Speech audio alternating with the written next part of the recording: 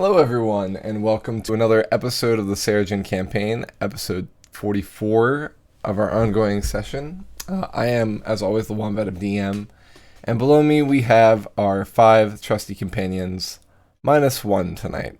I'll let them introduce themselves, and we'll figure out who's missing when we get there. Hi, I am the Banewall. I am Belzian Gilcus, the half-elf monk. I'm Amethyst, and I'm playing Roger Mays, the Wood Elf Assassin. And I have nothing more to say about that. I'm Sylvanar, and I'm not here right now, but when I am, I'm Ulrich, the human paladin. I give the heals and I give the feels. I'm Yarvik, and I'm Jaeger. I play Yarvik, who is turning over a new leaf and is leaving sausage behind for a healthy diet of carrot sticks and celery. Sacrilege. That's evil. I'm Atomic. I play Zippo, and I would like to just burn the puzzle to the ground, as my only solution is violence, but I can't do violence all the time, sadly. That just means you're not using enough.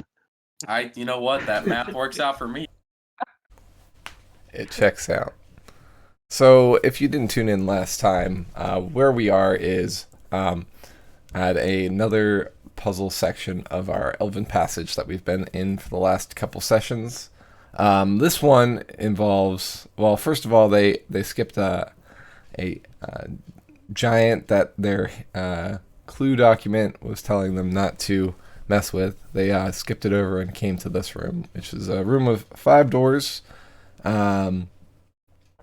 These 5 doors open and close based on who opens what. So, for example, if I opened door 1, and the other of the doors were open, that other door would close. So that's kind of what we're at. They have 2 riddles, one which is on the parchment and another that's in the 4th chamber. Each hall seems to have a lever, and we've managed to pull down 2 so far. One which seemed to be, it took a good amount of effort from Belzian to pull down, and another where they had to get past a bunch of gargoyles to get the lever down, which they just finished doing. There's 3 other levers that they know of. The one that they've been putting the most work into is a chamber in door 4 for the 12 statues and the riddle thus far. So that's where I leave it for you. All right. I think the first order of business was to close the door. Close door number 5, so the gargoyles stay in there. Oh, we killed all the gargoyles, I'm pretty sure. I think there's 2 left. Yeah, that's true. That's true. Now, as if it never happened. Yeah. So Yarvik, now kind of awakened from battle, he was kind of hanging out at the entrance, is now back with us and able to maybe might be more interested in trying to get out of here now that he knows that there might be potential threats. Okay, I got my randomly generated numbers here, and just so we know what order the numbers are going in, clockwise essentially, 1, 2, 3, 4, 5, 6, 7, 8, 9, 10, 11, and 12. All right, so what Zippo's doing is he's pulling levers that are on the backs of each statue. Presumably the riddle is telling us that we need to do them in a certain order. He tries them in that order, and it does not work when he tries to push the lever at the end Aw, of the hall. dang, my randomly generated numbers didn't come out.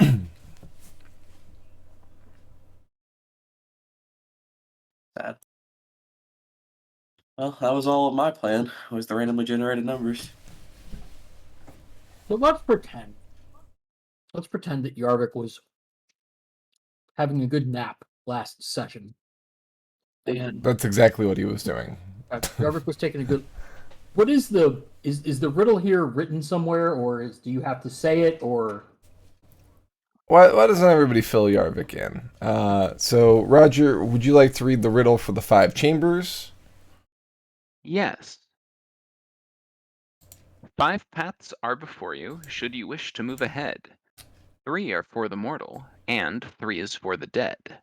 1 path for the strong of arm, 1 path for the wise, 1 path that will overcome any creature's guise. Last, light you must tread, though carefully you must choose, for enter one when time is done, your life you'll surely lose. So that was the riddle for the grand outer chamber here, and then there is a separate riddle inside chamber number 4, which we are in right now, that proceeds thusly. And Yarvik, it's posted as well, and you can see it if you head to the end of the passage where the lever is, as well. Yep. It's kind of inscribed down where we are over here. The clock-face gods assembled within this sacred call. On each back a lever, which in order you must pull. The closest pairs on either side are some of highest pairing. Fate and luck won't meet eyes, twine in nature better faring. Wander, always watching for what lays beyond the bend. He spots a secret meadow, but Q is not his friend. Secrets attract knowledge and draw the god of death. Tolu watches Wander, while Q is looking left. Qantas's tricks have left him without companion on right hand. He's brought peace by his counsel, the moon goddess Huitran. Amatun sits amidst the rest, resolved to what's in store, because on the horizon, instead of sun, rises war. And then underneath this, scratched in kind of a graffiti way, is one more stanza. One last god bears mention, absent from this simple rhyme. Lord of all that is undead, all will know their name in time.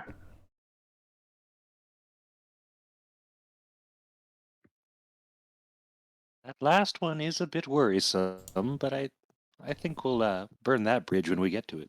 Yeah, it doesn't give us any clues for the riddle. And we had some good ideas about what was what last session. And I believe I posted something like this.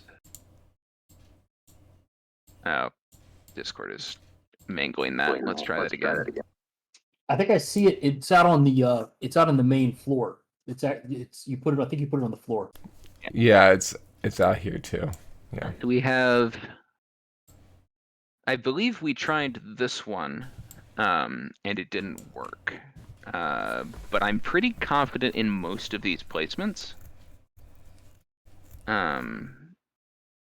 So we don't have a lot of variations on this before we have to decide that this isn't correct. So a lot of this seems to be temporal, right? Yarvik really isn't nearly drunk enough for this. It sounded like earlier in the whole chamber puzzle, not this chamber puzzle, that these needed to be done in a certain order, right? So it looks like I believe two levers have already been thrown, right? Yeah, we threw door number 3 and door number 5. Door number 2 and 5. Yeah, sorry, door number 2 and door number 5. 3 is the ouchie room. Yeah, Yes, yeah. One was like a constitution thing, and the other one was a strength thing, right? One was a fight thing, and one was a strength thing. The door number 3 hurts living creatures, from what we can tell. Door number 1 looked like a death trap. And the way that we read it was that if you entered door number 1,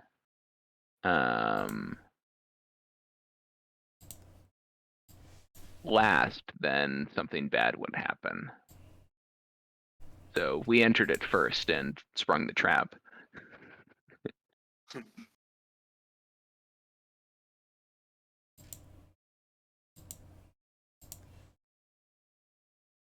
Where is the So where is Yarvik that one? just I see room 4's riddle is posted. Is the whole chamber puzzle or the whole chamber riddle also posted somewhere? if you go to the session summaries in the Discord, the all the riddles are posted in there in the summary. Got it. So it's just after the first paragraph.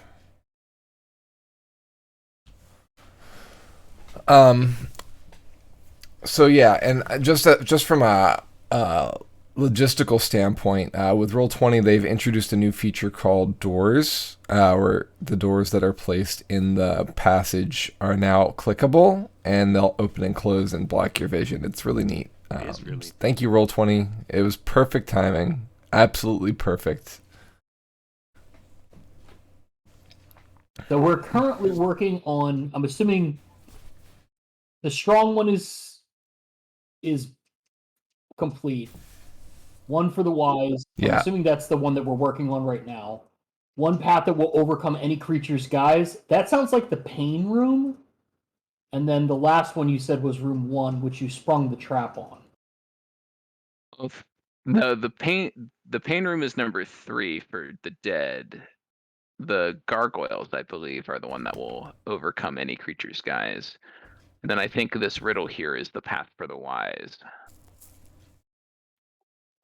Yeah, the gargoyles were standing stationary until they saw us and they got upsetty spaghetti.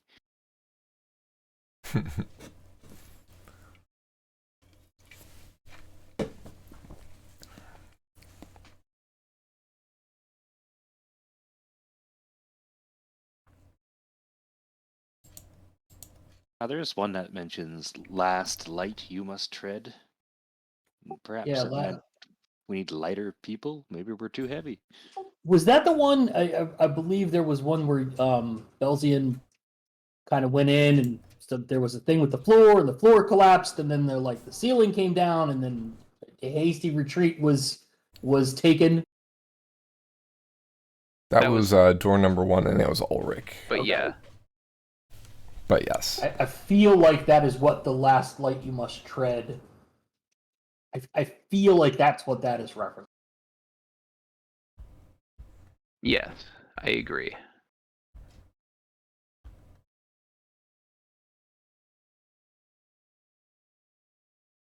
So maybe Ulrich was just too heavy. Probably.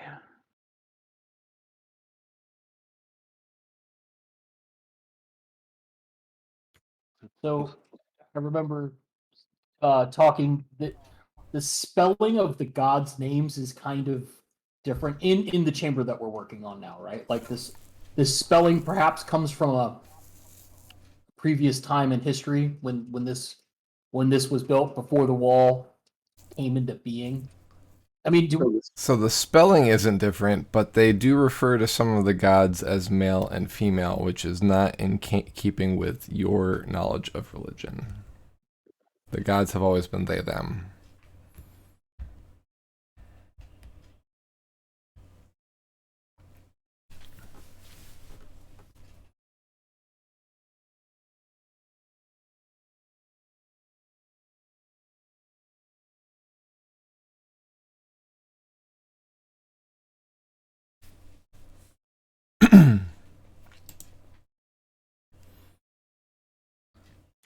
So I guess, what do you folks know about the statues as a whole now? Like, just to gather resources and think about this puzzle.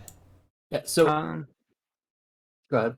So the ideas that we had last week, there were a couple of ones that really stuck out as important clues. Or easy to interpret clues, I should say. The very first clue that the closest pairs on either side are sum of highest pairing indicates to me that should be 12 and 6 and 5 and 11. And the other clues actually kind of bear that out. With fate and luck won't meet eyes, and you have on the right side 2 facing opposite directions. Twine and nature better faring, 2 facing towards each other. Twine being god number 11, and nature beanline jelly has got number 5. So I suspect the top 4 are in some order 11 and 5 on the left side and 12 and 6 on the right side. I don't remember if we get any indication of which is which beyond that. But I suspect those 4 are the top 2 pairs. So these don't rotate, do they, or is it just an order thing? So do we need to face these statues to where they should be facing, or are they already facing and we just need to figure out the order in which to pull the levers? They're already facing the direction they're in, and we just need to figure out the order to pull the levers. Got it. And there's also a 13th lever at the north end of this room. But presumably that one is last. Presumably. What if it was first? I don't know. Yarvik goes to pull the lever. It doesn't budge. Okay, I don't think we pull it first. Yeah, that was our experience.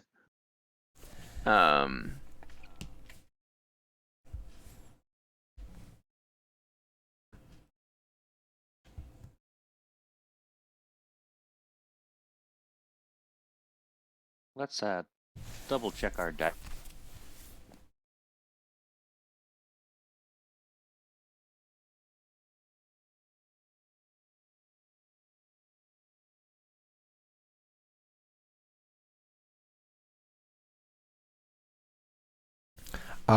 So to remind everyone from last time, where there was some debate.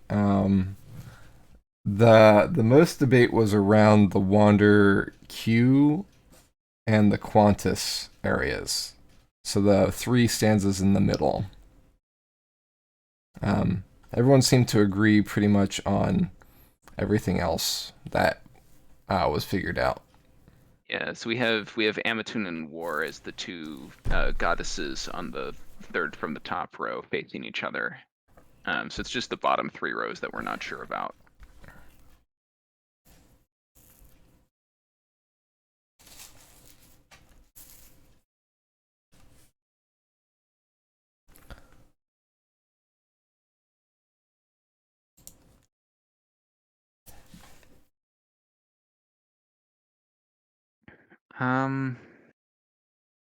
So yeah.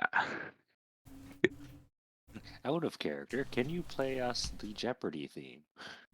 Probably not. I mean, I can sing it like I did last week. Yeah. That was 2 sessions ago. I can sing it like I did a full month ago.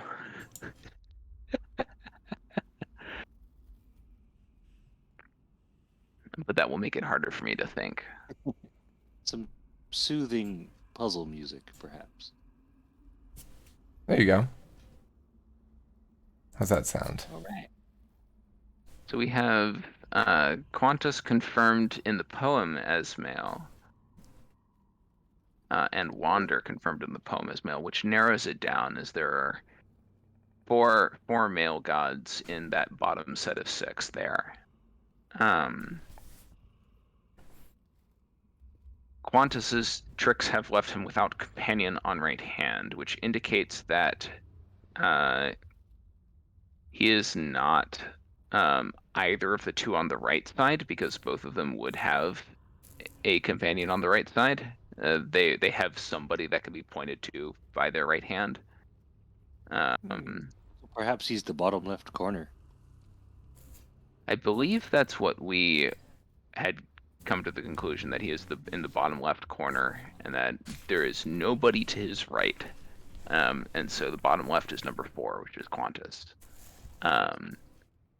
We know that the moon goddess Huitren, one of the 2 females in that set, is quote-unquote bringing peace to him.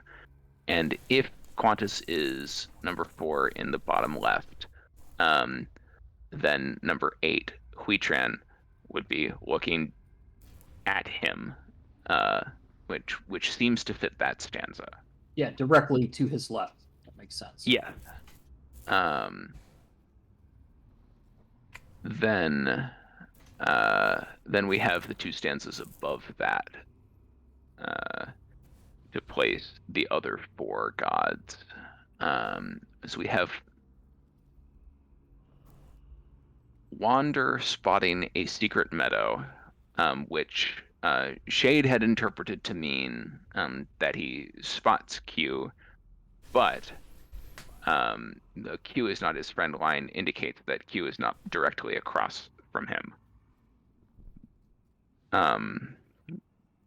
Which could put him either on the left side in the middle slot or on the right side in the second to bottom slot. And I believe we tried him on the left side with no success.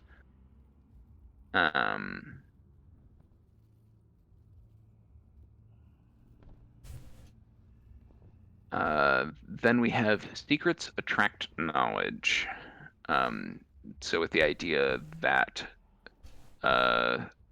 Darices, number 10, is looking at Q secrets. So if you look at the out of character in Discord, you'll see we have that set up with 10 in the bottom right looking at 7 in the slightly lower bottom right. And then we're told that Tolu watches Wander while Q is looking left. And there are only a couple of interpretations of that. We could swap.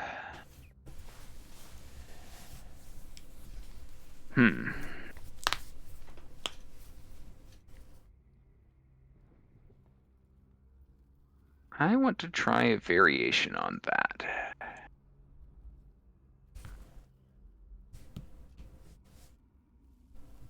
And you guys can't see what I'm doing, which doesn't help. Yeah, I wonder, is there a... You can always D20 to do like a kind of a sketch thing, because this is an incredibly visual kind of a puzzle, you know? So you can draw, and I'm actually at this point, since you've discovered all of the passages, I'm going to drop dynamic lighting because it's actually easier for you to be able to draw on the areas, right? So the brush tool, you can now draw at your leisure what you need. Okay, I want to try, oh god. Discord has murdered the formatting. But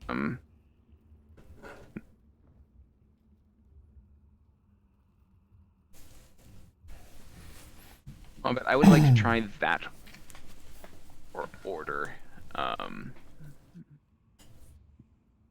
Okay. And I can write that in on the map if you want me to. So you're pulling. How are you pulling? Are you starting with 1, working your way through? In order from 1 to 12, and if that doesn't work, in order starting with 12 and then going 1 to 11.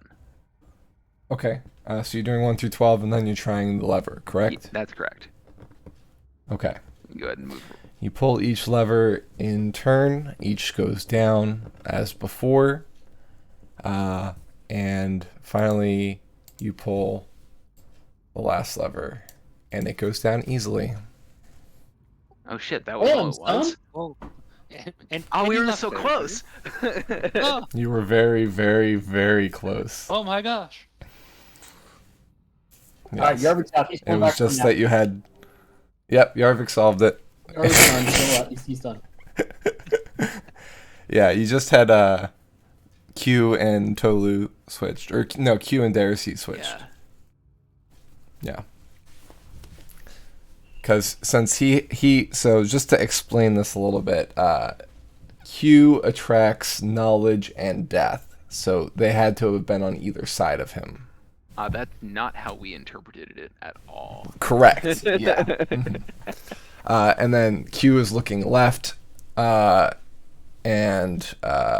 you figured out pretty easily where Tolu was because he had to be looking at Wander. Yep.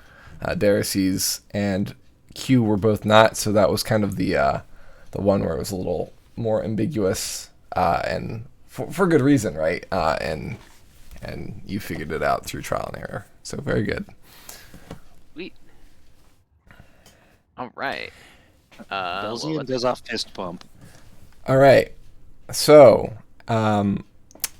when that third lever is pulled, a rumble is heard coming from the main chamber.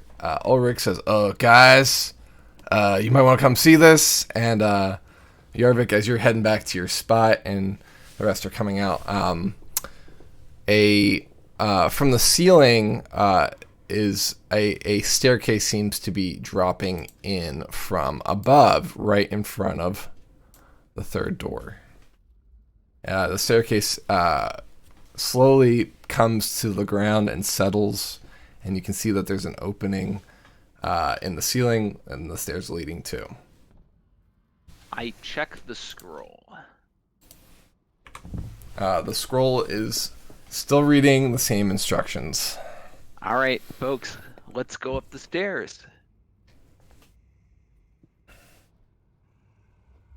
Where And did I they will- keep these So stairs Ro- lower then? Roger goes up the steps. Yep. Okay. Let's not. Roger, Go ahead. go ahead. I was gonna say, let's not make the mistake of putting all the squishies in front this time. Yes, Ulrich should lead us. Roger, I mean, I think it's a good idea for Roger to go to kind of scope things out, given all the, rogue stuff. But I think it would be a good idea for Ulrich to back him up. I'm pretty squishy myself right now. I got a lot of hits from those gargoyles. Oh, how's he doing? Does he need heals? I wouldn't mind. He was giving out heals like candy last session. Yeah, hold on, I'll do, hang on just one second. Let's see where he is. He's at 35 of 101. Oh, yeah, okay, so we're gonna put 2, cure wounds.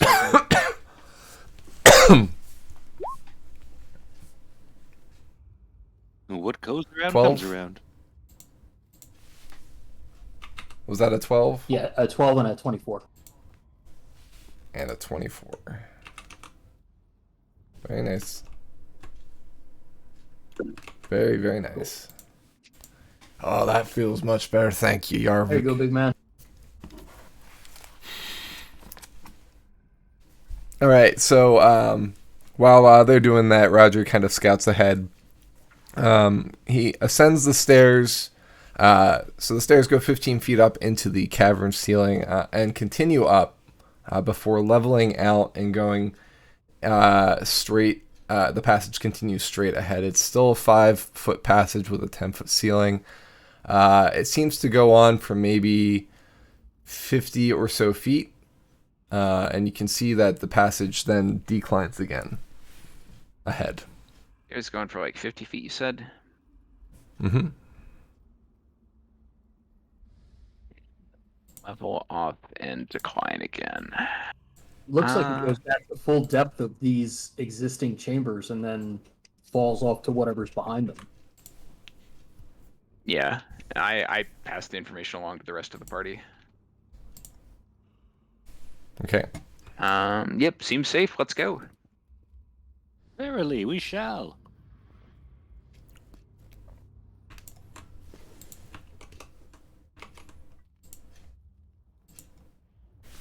All right, so the rest of the group joins you. Correct? I haven't heard from Zippo yet. Yeah. Yeah, I'm Okay. just thinking about how I want to go back and destroy the statues. Okay. Question. Um, Just point of order. Did we take any long rest after the last one that we took by the pit? Okay. no. All right. So you all continue up the stairs and join Roger, and then I assume you continue down the passage? Yeah, I think we're going down this passage, unless there's a sudden death drop off or something. Okay. You hear a rumbling sound behind you, presumably the stairs retracting back up into the ceiling. You also hear a small sound of a door amidst that closing, as the fourth door closes back up again. seems like the puzzle, yet again, is resetting. Dun, dun, dun. Yeah, but we know how to do it this time. That's fair. You travel across the passage, and I'm going to need everybody to make... No, you're good. You walk to the end of the passage, and there's a set of stairs going down into what looks like a chamber below.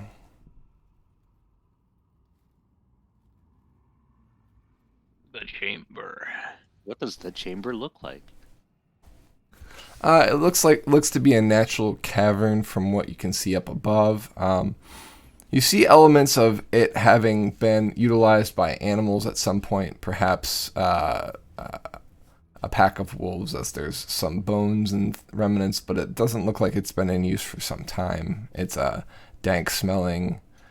You can smell, for the first time in a long time, fresh air. And Roger, with your passive perception, in the distance you can hear what is unmistakably the sound of outside. And it looks like we've got a lot more dungeon to go through, guys.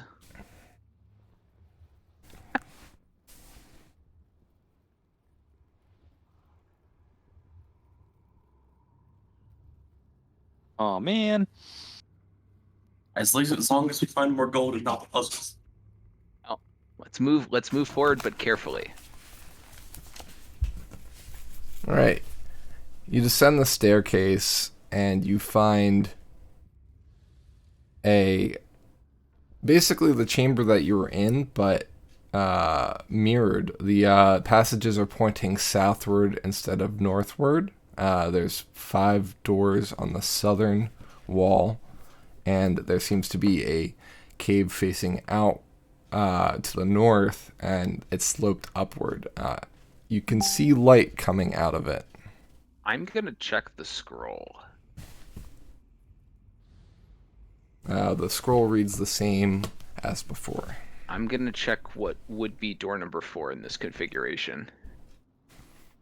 You can see a room with 12 statues. To the left are the same configuration. Basically, if you're looking at the map, just orient it southward instead of northward.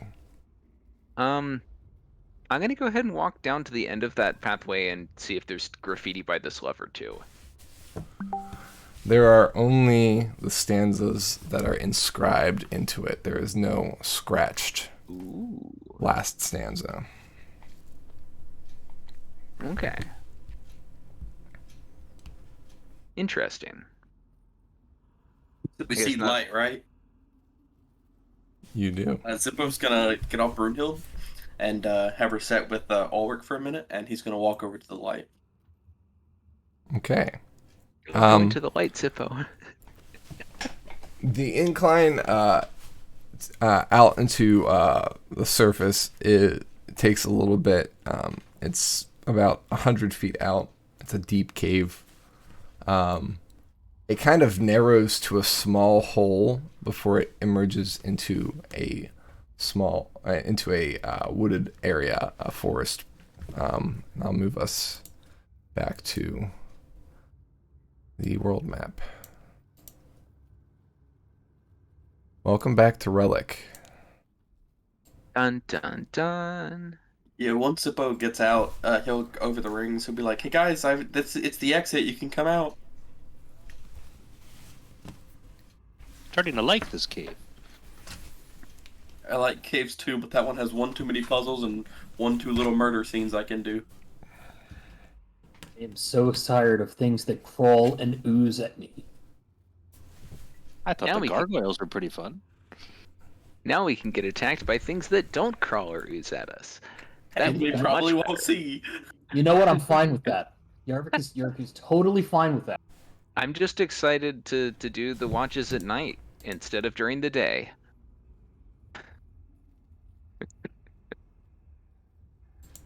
Alright, so thought. Since we're all about 8 sheets to toasted, do we rest up now? And recover? And I know Ulrich is beat to piss. Most of my spells are gone. Do we want to rest up before we figure out whatever's going on with the Bronze Clan? time of day is it? Seems to be morning. I guess that would make sense because we were originally traveling under the cover of darkness, so our clock's all messed up. We've been underground for so long. I think we can adjust pretty quickly. Reset that rhythm. Yeah.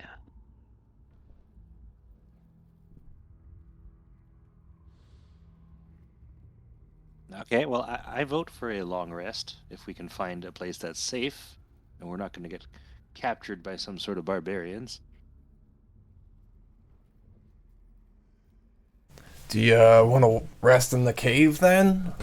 I don't know if I don't know if you've had enough of this cave, but it seems at least easily defendable and doesn't seem inhabited. Yeah, that's probably a decent idea. We can rest near the mouth of the cave. We could rest in the room with the statues, and it's like the gods will be with us. I want a little more room to maneuver in case we get ambushed. Fair enough. But you can sleep in there if you want to. No, I know the gods would be with me no matter what.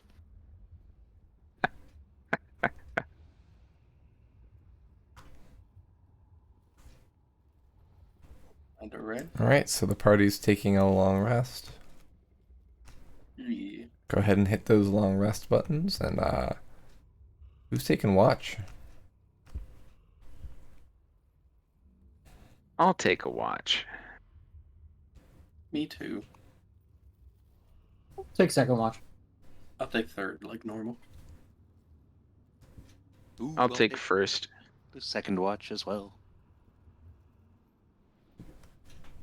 I'll take a watch with you, Zippo. Yeah.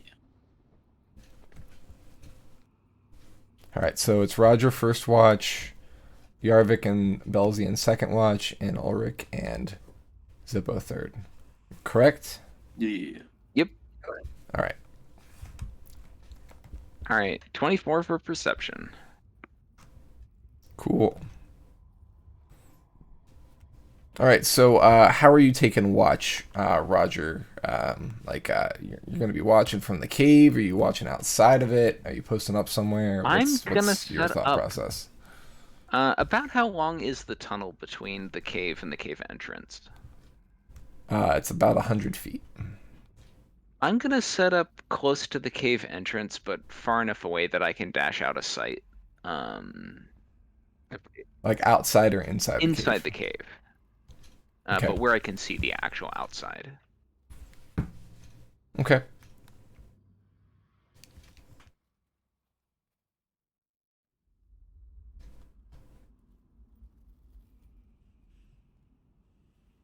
The party gets eaten by something inside the cave.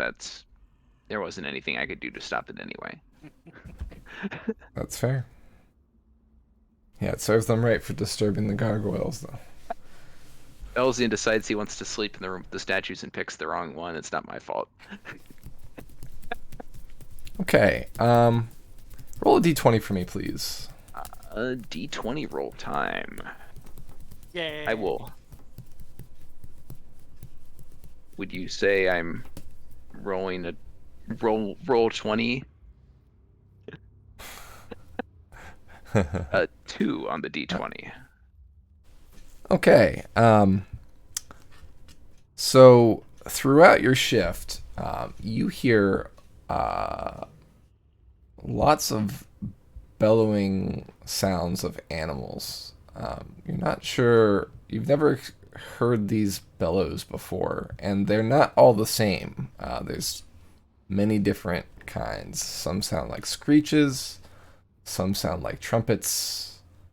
Like an elephant would, but like it's definitely not an elephant. Some sound more like a bellow or a roar, almost like a lion, but bigger. Yeah, like a whole circus of sounds happening. Right.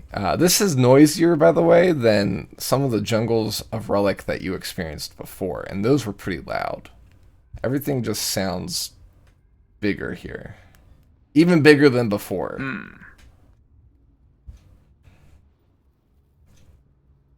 You don't see anything come close to the cave. and since it's a thick forest, you can't really make out much, but it's all around. That's not terrifying in the slightest. I'm gonna stay right here. Okay. When my watch is over, I'll go up and wake up second watch. All right. I'll let them know. It is mighty noisy out there in the forest. In a good way or bad way? No. Oh. Okay. That is helpful. It's truly helpful. So yeah, we'll probably Yarvik's going to post up, kind of close to where Roger was, far enough inside that I'm, covered by darkness, but you could kind of see, kind of hear, and perceive what's going on outside the cave. Yeah, Belzian would be in a similar place, just lurking in the cave. Lurking in the cave and looking out. Which one of you two want to roll the d20? And also, I need perception checks from both.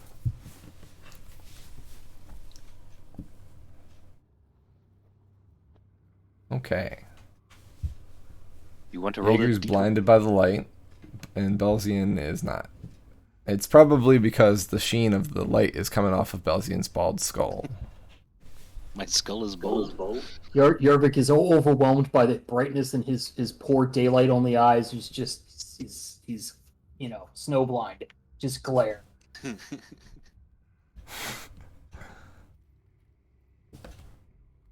Would you like to do the honors with the D20? Sure. All right, so you don't encounter any creatures in your stay. You hear similar noises to what Roger only vaguely described. It sounds like loud bellowing and things like that. You also hear footsteps and the crunch or like the shake of the earth as footfalls happen distantly.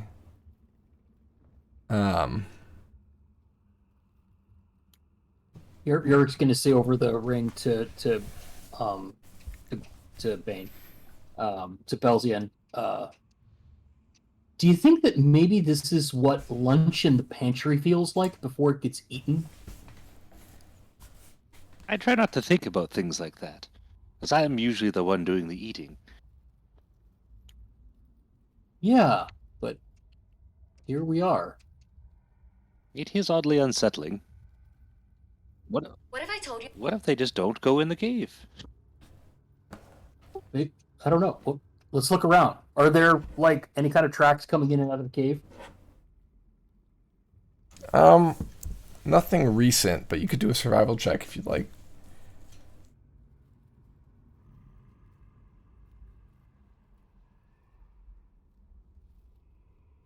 Okay.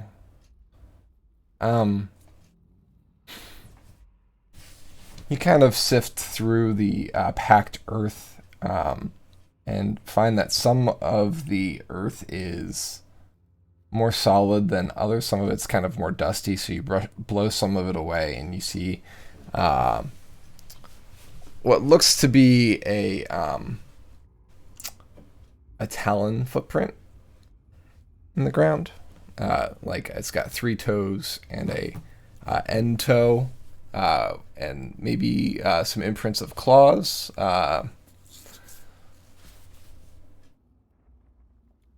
How big are we talking? Like, can Yarvik lay down in it? He wouldn't be able to lay down in it. It's maybe 2 of your feet wide by 2 of your feet long. Okay. Well, this particular fellow doesn't look too unpleasant. Has he ever seen anything like this before? Have anything to compare it to? It reminds him of the Hydra tracks he was tracking earlier. but it's not. So it kind of reminds him of a bird or Hydra or something like that. Okay.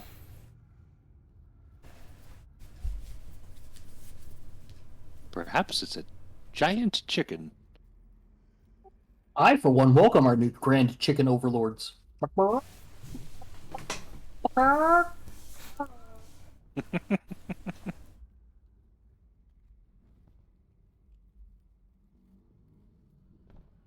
How many chickens do you think you could defeat you cut at out there, once Ben. in one battle? Whoop, my back. Oh. Hello. You're Hey. back. Yeah. How many chickens do you think you could defeat in one battle? It came through it. Just delayed. I have heard tell a far off distant village with militant defensive chickens. Like you leave them alone, no harm, no foul. They got a real nice kind of no conflict policy. But if you pick them up, you start harassing them, you whack on them a little bit, perhaps with your sword, time or two. All the chickens in the village just gang up on you like crazy town. I mean, they just peck you to death. So maybe these are just like giant evolved versions of that. I don't know. What a way to go.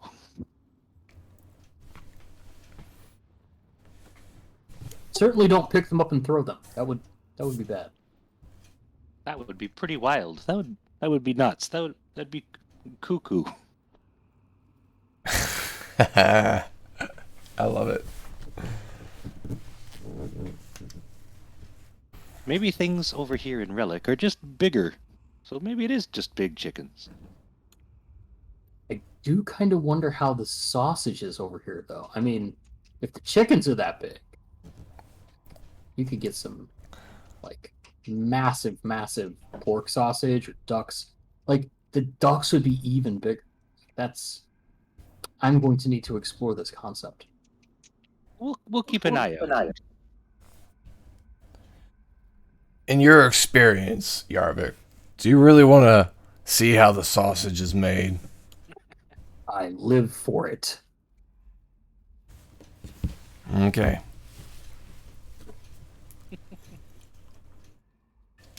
Wait, Ulrich, are you awake? It's time to wake up, isn't it? I think it's time for third shift. All right, Zippo, you ready? Yeah. Let's see here.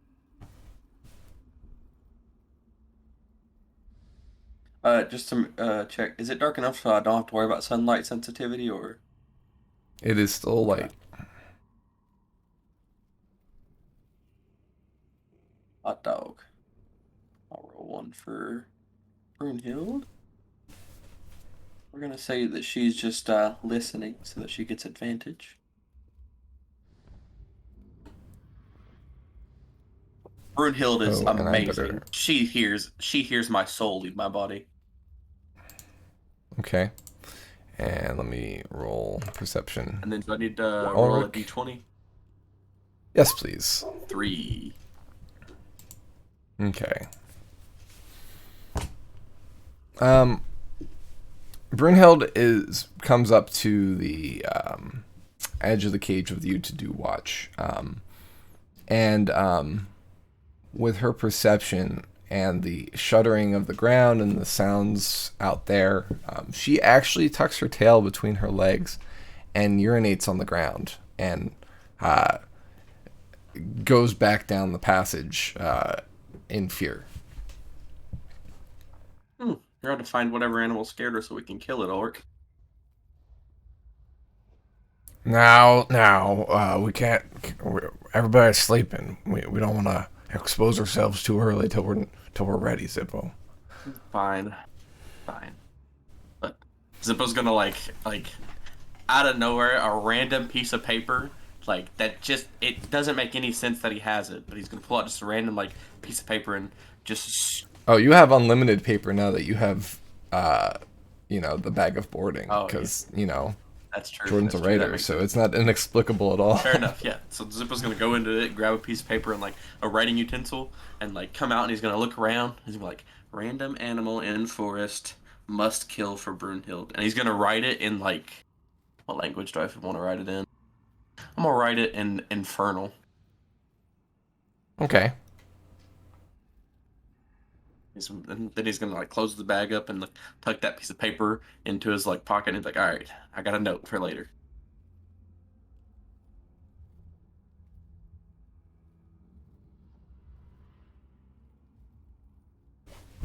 All right.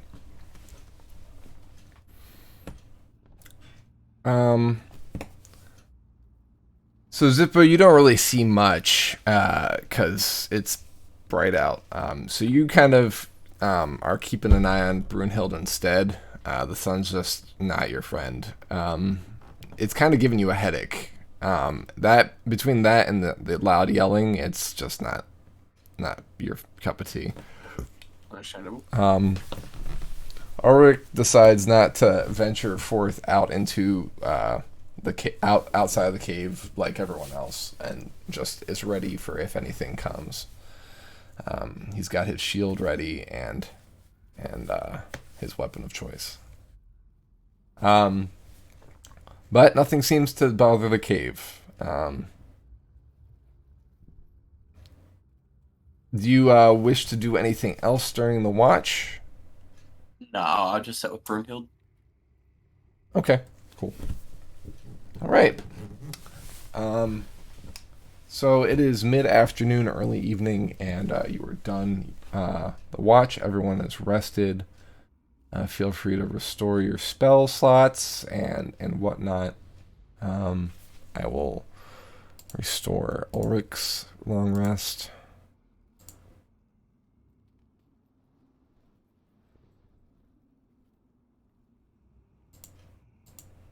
Cool.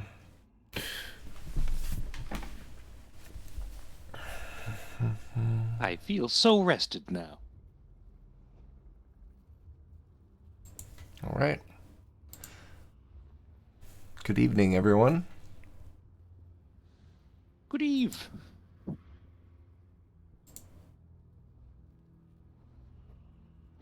So do we just walk out there? Zimbo's gonna pull out the note and like be like, "All right, guys, I don't know what animal we're looking for, but it's called Brunhild, so we have to kill it." It scared your dog? Yes, Yeah, it we did. can probably manage that. Good, good, good. And if it is a giant chicken, we can eat it. Yes. We could probably eat anything if we're brave enough. That's true. That's I true. don't know. I wasn't about to try to eat that Hydra. I thought about it. Might give you a little bit of indigestion. Acid reflux. Feel the burn. Some like it hot. So I guess we just Travel till we find dragons. form up and walk out and find something. Let's go. Okay. So you exit the cave and are immediately met by a warm, humid atmosphere. It was much cooler in the cave. Now that you're out, it's warm. It's thick. The air is thick with humidity. You're in a proper jungle, very similar to the jungles west of here. These trees are thick and large, and what you're used to in Relic. It feels very familiar, but that sense of dread that you felt in Necrata is not present anymore. You feel more uninhibited, like something in the back of your head is telling you to do the things that you want to do. You feel a little bit more wild. Feel more like embracing those things. Forest fires. Forest fires. No. Let's not burn down another. We don't even have a village to burn down with it. Did we receive any instructions or advice on, like, where the Bronze Clan's, like, main settlement is? Is that how dragons work? I don't even know. You were not given advice as to where they might be. But presumably, that's information that might not be as well known.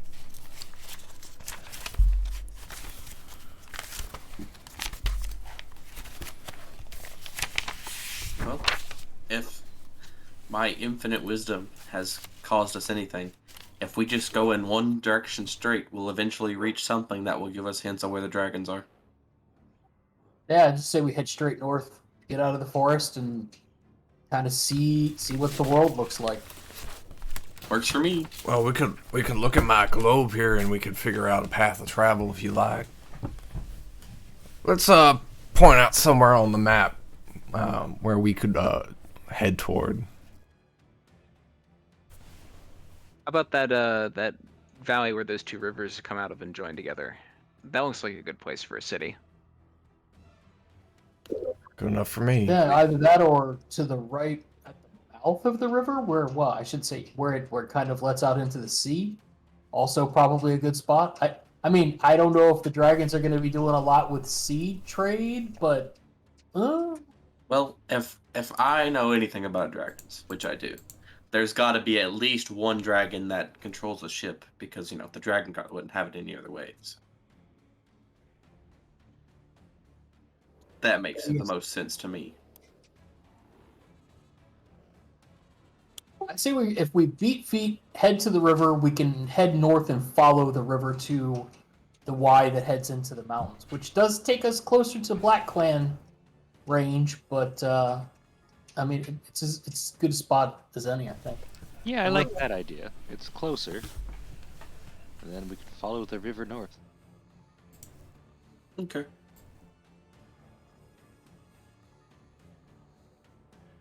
Because going Okay, so we're heading north by northeast toward. Are we heading here, or here somewhere? Yeah, like right. Are we gonna this go straight area, I to would there, think. or are we gonna?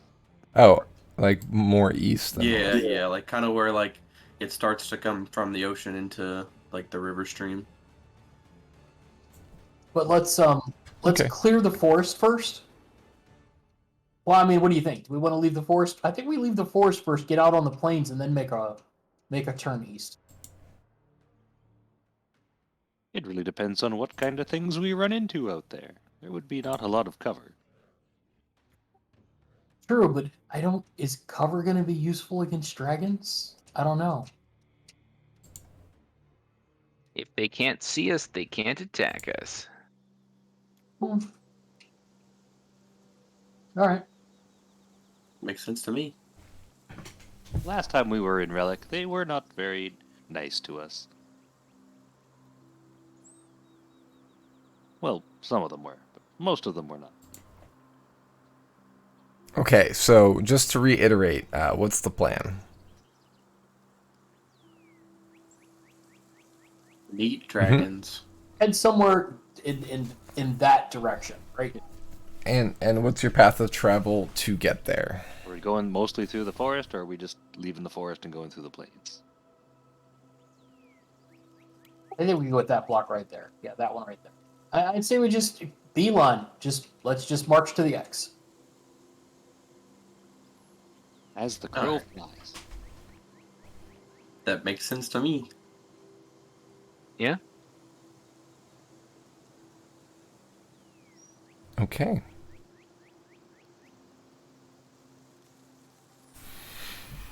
All right, you begin traveling through the forest easternly with a north-ish direction, so east with a left-facing march. Are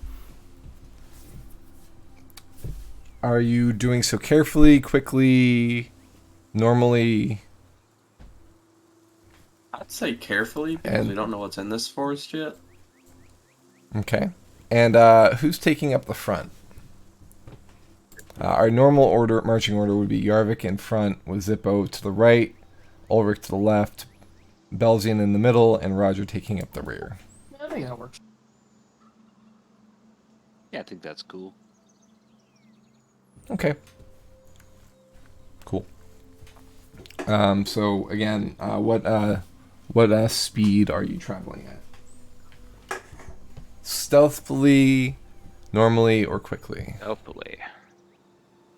Stealthily. Okay, so half speed.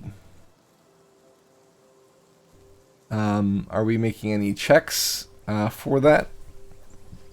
Yeah, I'm gonna do what I can to hide, and if I have the ability to, also to hide the party's tracks, since we're going slow. Okay. 17 on stealth. 20 on stealth. 25.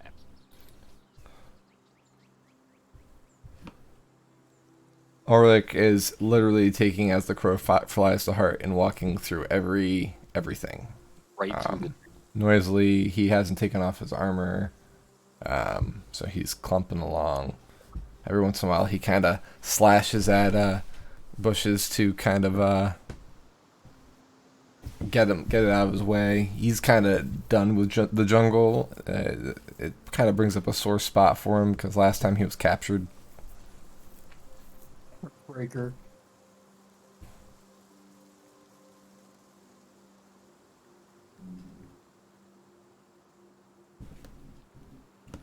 Since you're traveling slowly, Roger, with your passive perception, you notice several different types of tracks. You also notice that there's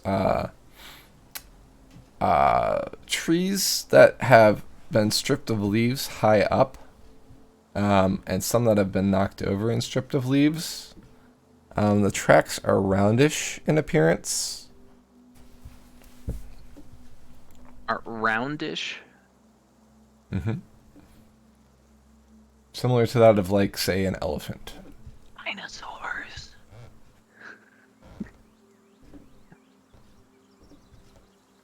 Or giraffes, I guess.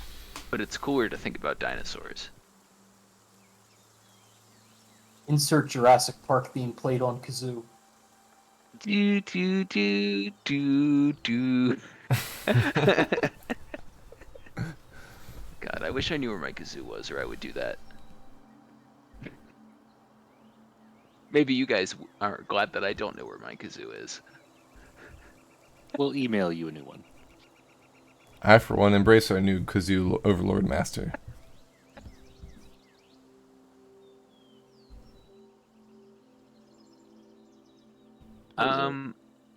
I tell everybody to keep an eye out for big stuff above us, I guess. Looks like something's chewing up on the trees. You gotta eat.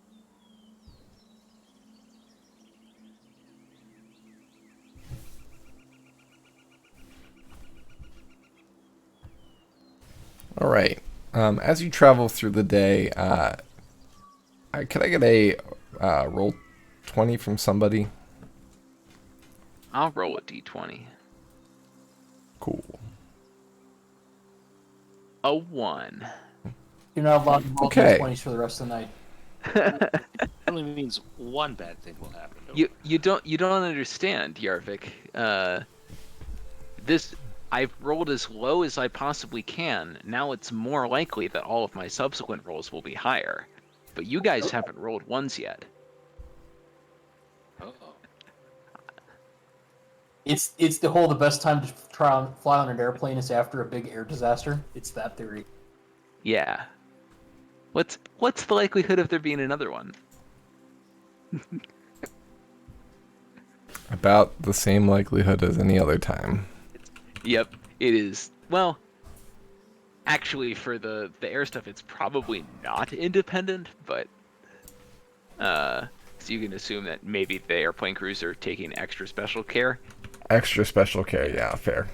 I heard that most horse and carriage crashes happen close to home, so I moved.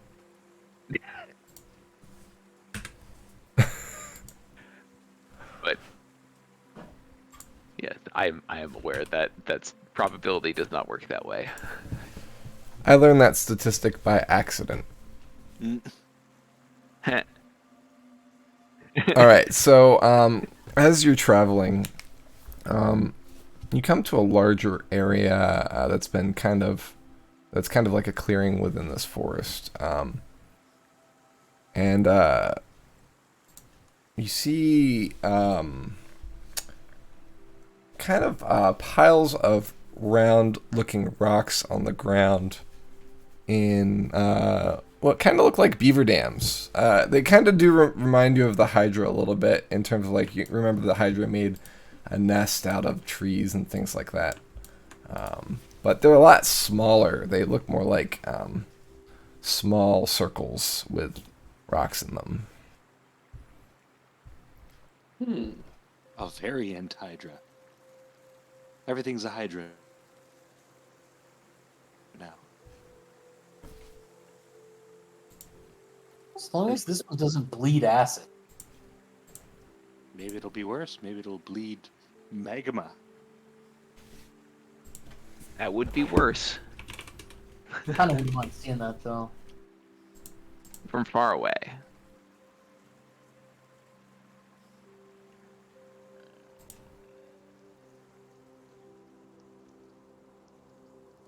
Maybe some kind of strange horse.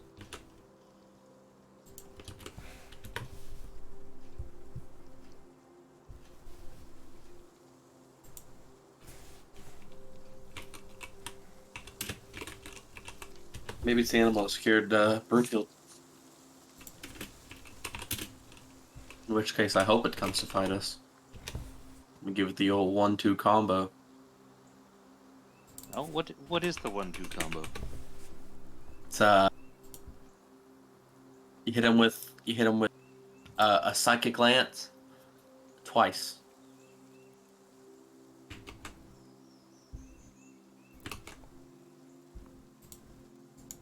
Is the psychic lance both the 1 and the 2 in this combo? Yes, Okay. it is the 1 and the 2 and the 3 and the 4, depending on how long the fight goes. The alpha and the omega. So while you're taking this all in, you hear a snort, and then a coughing sound to the right.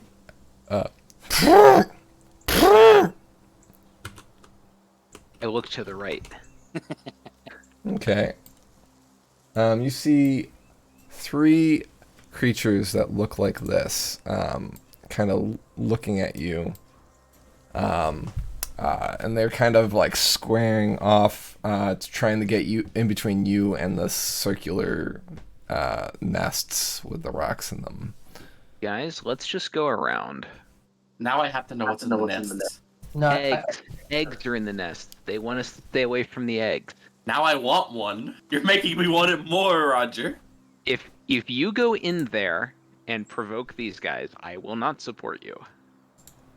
This will be like the last fight we had in Relic. We'll be fighting and all I can be running, or Roger will be running. I was We'll all get supporting. trapped. I was supporting you in that fight. In this one, I will not be. Yeah, I think it would be very prudent for us to not get eaten right now. If we're between these and their nests, we might want to relocate. So let's go around and give these fellows some space. Yeah. Well, let's give what appear to be their nests a wide berth, and make it obvious to the 3 of them that we're doing so, and allow them to get in between us and the nests easily. So I think we probably Okay. circle around to the north. Okay. You hear the footfalls of more approaching from the east. And feel They look instantly hungry. gratified in deciding to turn north as more appear and get a little bit more confrontational until they see that you're backing away, and then just kind of make a barrier in a ring between you and the eggs. Old Shizuko. There's 3 nests, so there is quite a bit of defense here.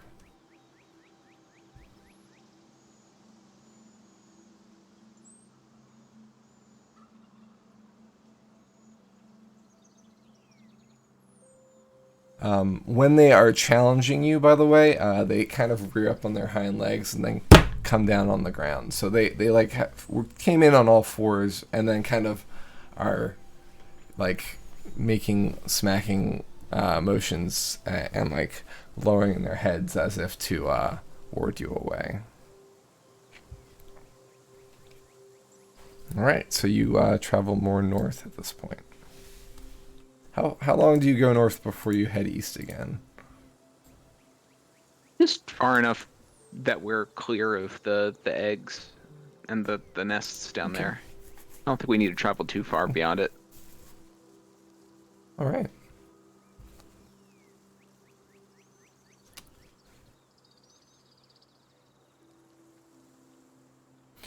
You notice this area is pretty heavily trod with the same type of footprints. Presumably from these creatures, they all look very similar. None of these footprints look like any of the footprints you've seen so far that were unfamiliar.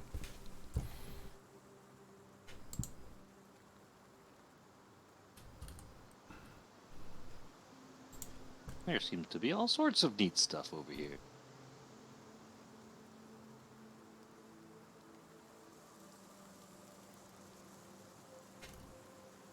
I really wanted one of those animals. Maybe the dragons will get us one. Yeah, hopefully. Hopefully, indeed. Okay, so you're continuing to travel. It grows to be nighttime. This was kind of evening when you had, like dusk when you encountered the eggs. So you are now kind of traveling at night again. The night is completely dark. The stars are out, the sky is clear, but there are no moons in the sky tonight. Now, based on your travels the last couple nights, that kind of tracks. If you remember, as I've described, the one moon has been gone for some time, and the other moon has been getting progressively waning until it, I guess, is now. They're both new moons. This is not a normal. This is kind of rare. We had a double full moon back when Zippo turned into a sorcerer and freed the genie. That happens every once in a while, but it's not very often that the new moons line up. Things just feel a little bit more alive tonight. They seem to be more stars than even before. It seems like the longer you've traveled, the more stars you've seen. They almost have started to drown out those familiar constellations that you're used to from growing up.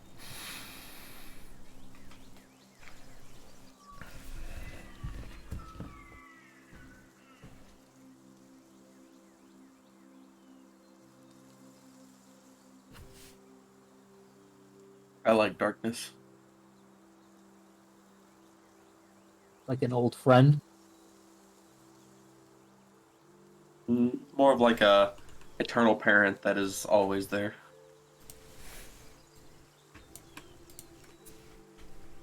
Do you think the folks back in Seregen are looking at the same sky as us? I mean, hopefully. All except that Marin guy. Always looking at dirt.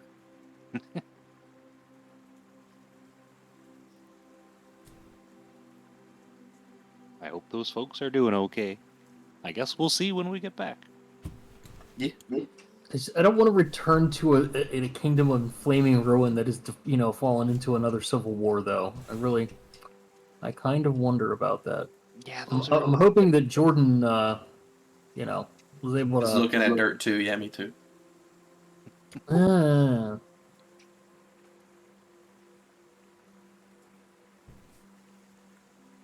I hope Jordan's able to smooth over some of the political stuff at home.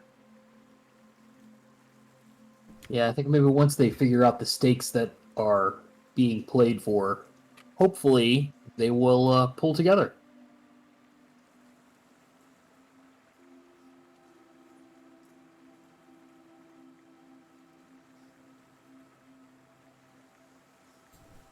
All right, so you're continuing to move, correct? Yeah. Yeah. Yarvik, are you going to be casting your dark vision? Now, even with a moonless night, I feel like Yarvik's well enough adjusted at this point that between sound and what light there is from stars, he should be okay.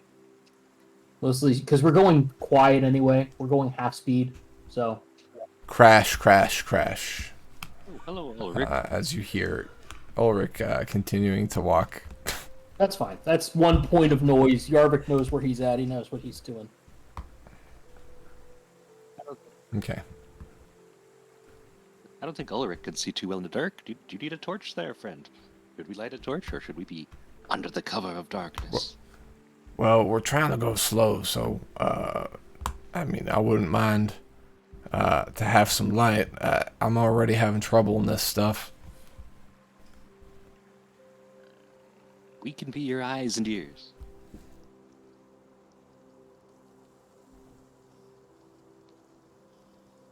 Yeah, I think lighting a torch would probably not be the best idea right now. Okie dokie. On a clear night, that's like beacons of Gondor kind of stuff.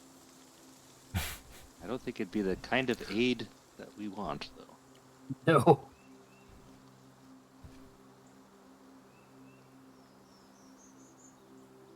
Okay, so we'll go carefully, and we'll help Ulrich out. Okay. Okay, you travel and continue for most of the night. Amethyst and Belzian and Zippo all have dark vision, though, correct? Yes. Okay. So you'll be able to see normally as well. About midway through the night, you kind of are on the edge of the forest now.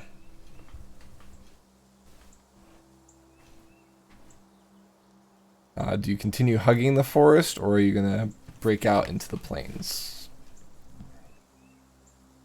Well, what do the plains look like? Can we? The plains consist of tall grass. They seem to be naturally occurring wheat fields and other reeds and other things like that. They're not swampy looking. They seem to be fairly full. Yeah. That's about all you can see, Yarvik. You can see that those fields go quite far out. It seems like these plains, there are some hills to them, especially to the north. You can kind of see the fall of the elevation as it goes east.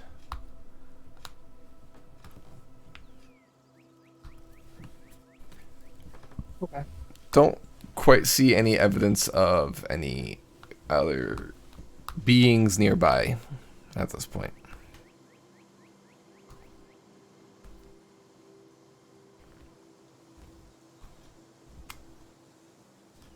What do you think? Did we divert east, keep traveling along this way, so that way we get at least one night of, if we want to take a rest, we can rest on the edge of the forest before we start cutting north, or do we just go straight across? I like the idea of resting on the edge of the forest. Let's do that. I don't know if we need to. Do we want to rest now, or do we want to keep kind of plugging on and put some more miles on before we go? Is it already dark? Oh, it's been dark. Yeah, it's halfway through the night. Getting close to midnight. Yeah, let's stop and get our sleep schedule lined up with day and night again. That's fair enough. It's a good idea.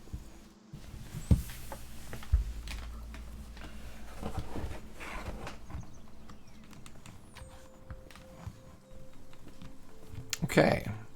So you make, camp.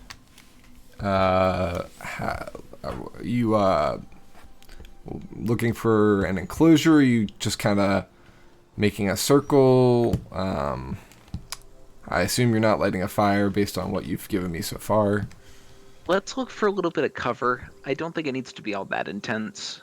But at the very least, like a big tree that we can hide behind. Okay, there's plenty of trees Maybe nearby. make a lean-to against a tree. Sure. Mm-hmm. I mean, every once in a while there's fallen trees, right? So you could presumably make camp by one of those. Very scenic. Much nature. Much wow. All right. As you're making camp, the ground begins to shudder. As if a great creature is running toward you, but it's not anything running toward you. It seems like the entire earth is upheaving as the ground begins to not erupt, but shake uncontrollably. Those of you that are near the tree making camp need to grab onto the fallen log to hold on or be tumbled. Make a reflex save, those of you who are making camp. For those of you who are not, I need you to make a strength check or you're going to be falling prone. This earthquake is severe. 19 on dexterity save. Roger, you fall to the ground. So does Yarvik. So does Belzian.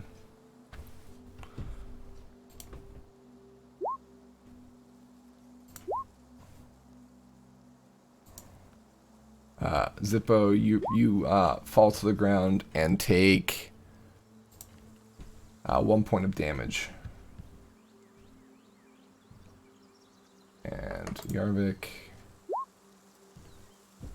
Yarvik kind of holds two, kind of like shaking his legs back and forth as if he's kind of like trying to keep himself up and manages to do so, but just barely.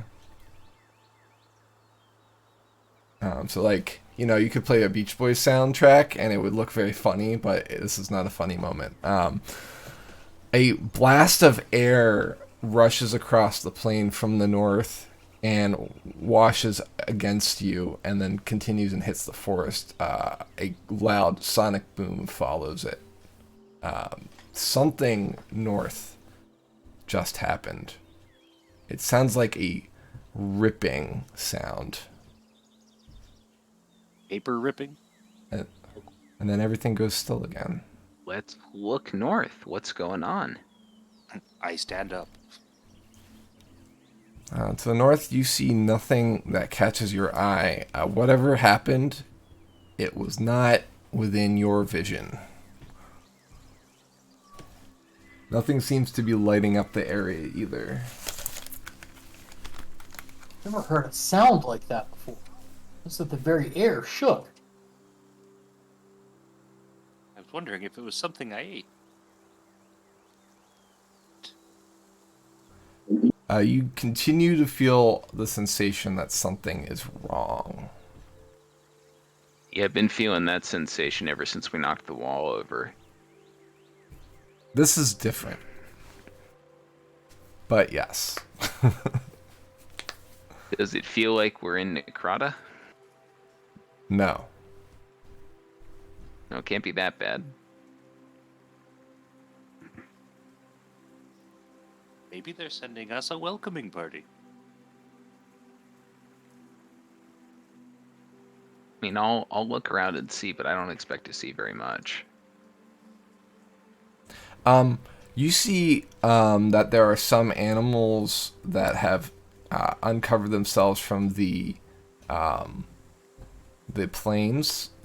They might have been hiding or resting, including a pack of long-necked, huge creatures, bigger than any elephant you've ever seen, long tails, and they're kind of running into each other, toppling over making great crashing noises as they are confused and panicked and scrambling to try and head south. They're east of you, so they will not like encounter you, but they are running away from whatever that was, or they're running away from the sound. It seems like that hit them is also that also hit you.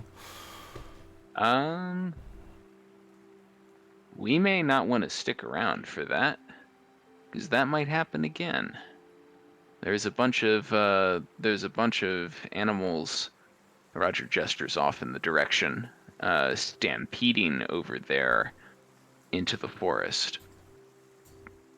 This direction.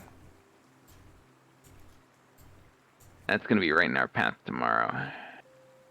But then again, they seem to be fleeing from the north. So diverting off to the north may not be what we want to do.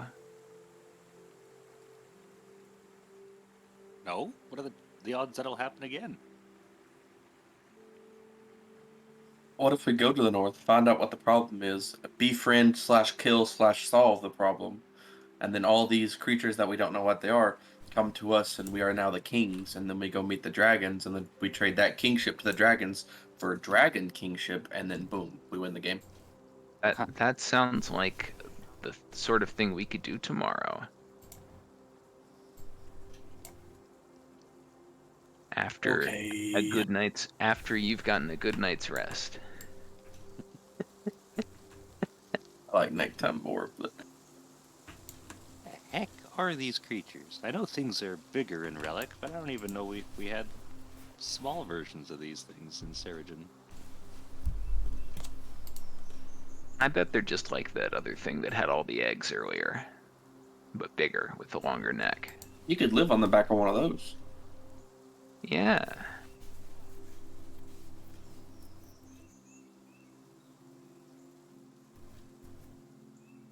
All right. So, are you going to attempt to sleep? Yes. Okay.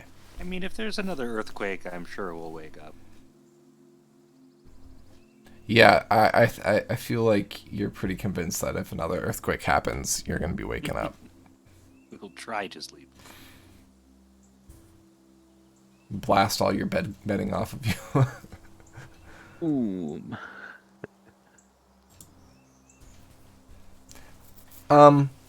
Zippo, you have encountered earthquakes before.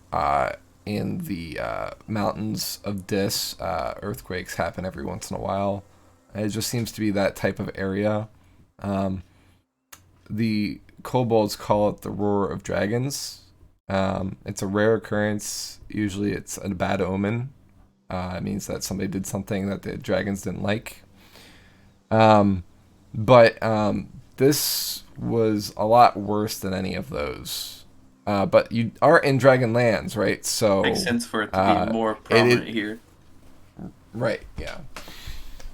Yeah, I'll let the party know that the dragons might be pretty upset. If I had to guess, that dirty, no-good Marin weaseled his way over here somehow. Marin? Yeah, Marin. You mean Marius? Yeah, I hate him so much I forget his name. I almost got him confused with the cool Perrin, who's a were-tiger.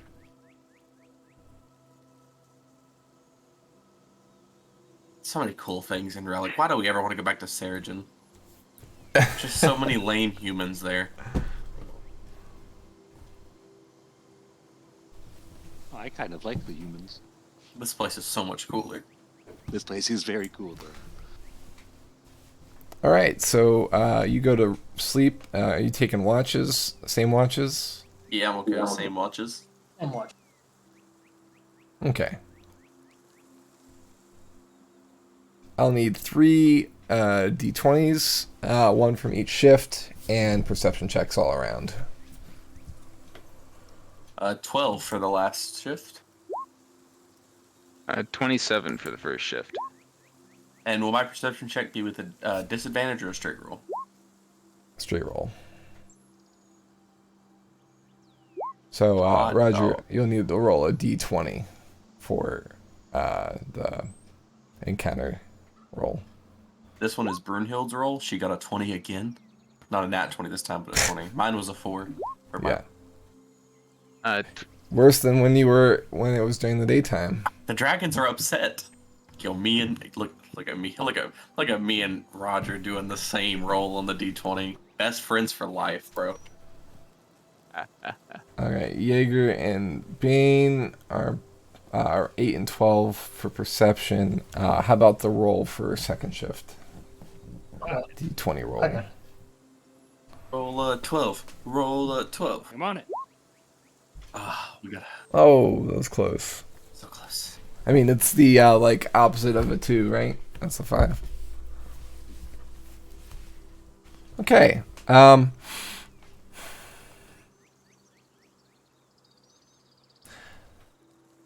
It seems like not much is able to sleep this night. There's a lot of disturbed creatures around.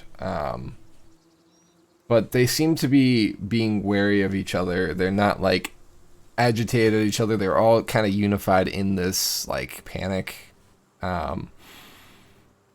There are some creatures that draw close to the camp and then notice you and bulk away or run off or whatnot. Even though they're a larger size, they seem to be familiar with your type of creature and kind of pay you mind. You encounter on first shift, you encounter creatures with 3 horns and a wide crest, Triceratops. On second shift, more of the Brontosaur, and it seems like that pack of Triceratops are back during third shift, kind of nervously eating nearby. But nothing outright attacks you, nothing issues challenge or seems to issue alarm. The Triceratops seems to be acting kind of like cattle. They are eating and kind of acting. They're active at night, so it seems like they're nocturnal, at least in this case. The cows of the night.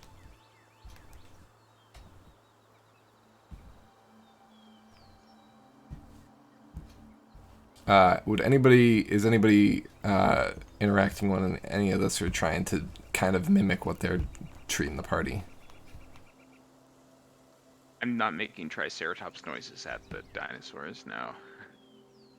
Okay. And if one sneezes, you're not going to shout "God bless you," I assume. No. You're Okay. trying to be as quiet as possible. I know different dinosaur, but same idea.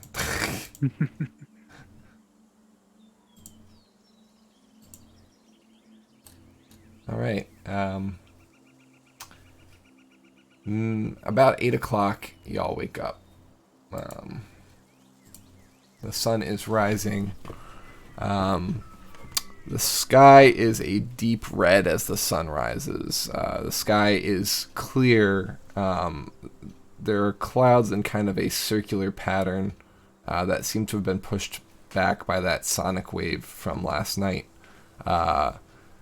They seem to be kind of above you in a great arc, but above you further south. Seems like more toward the wall, but not quite there.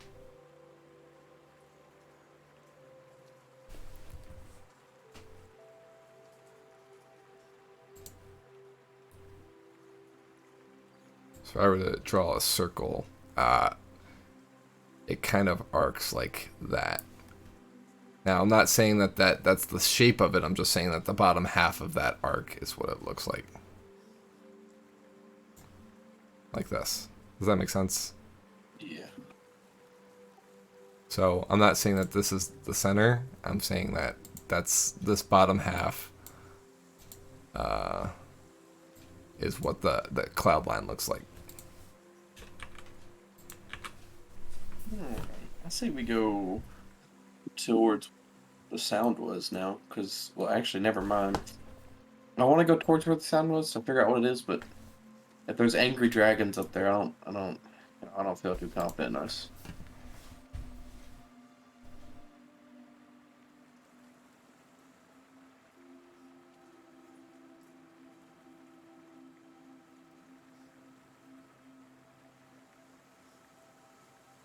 So, which way we going, boys? We I investigate would say the it's, noise, or are we going to stick to our original plan? I would say it's 9 o'clock. So, look good for a break. Yeah, that's true. It's a break time. So let's go do that. Thank you, Yarvik. I kind of got caught up in that moment of description. So we'll be back in 10 minutes for our break, and in the meantime, go and get refreshed. We'll see you in 10. Welcome back from the break. We are here in the Bronze Clan lands, and it is morning. We have just broken camp. So, what's next, everyone? I guess we can go with our original plan. Go towards the model of the map.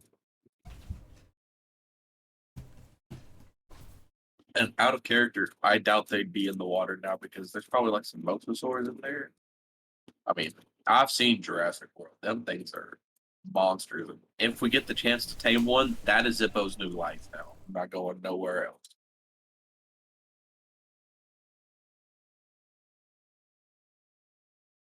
Back in character.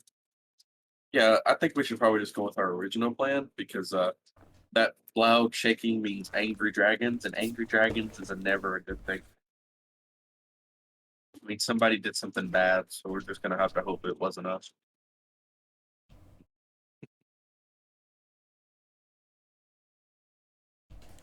I'll be right back.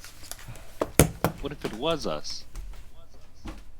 Well, crap.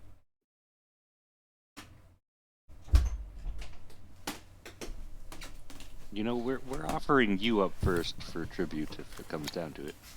That's probably a good idea. I could talk my way out of it.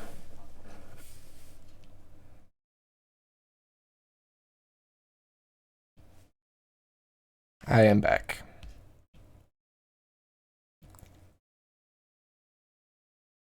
Welcome back.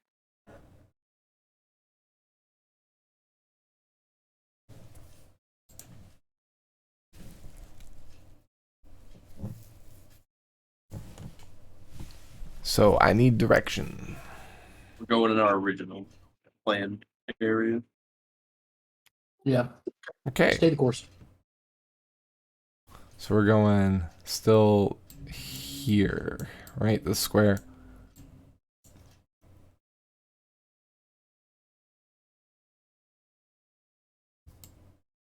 I'll take that as a yes. Yep. Yep. Aye. So we're heading this way.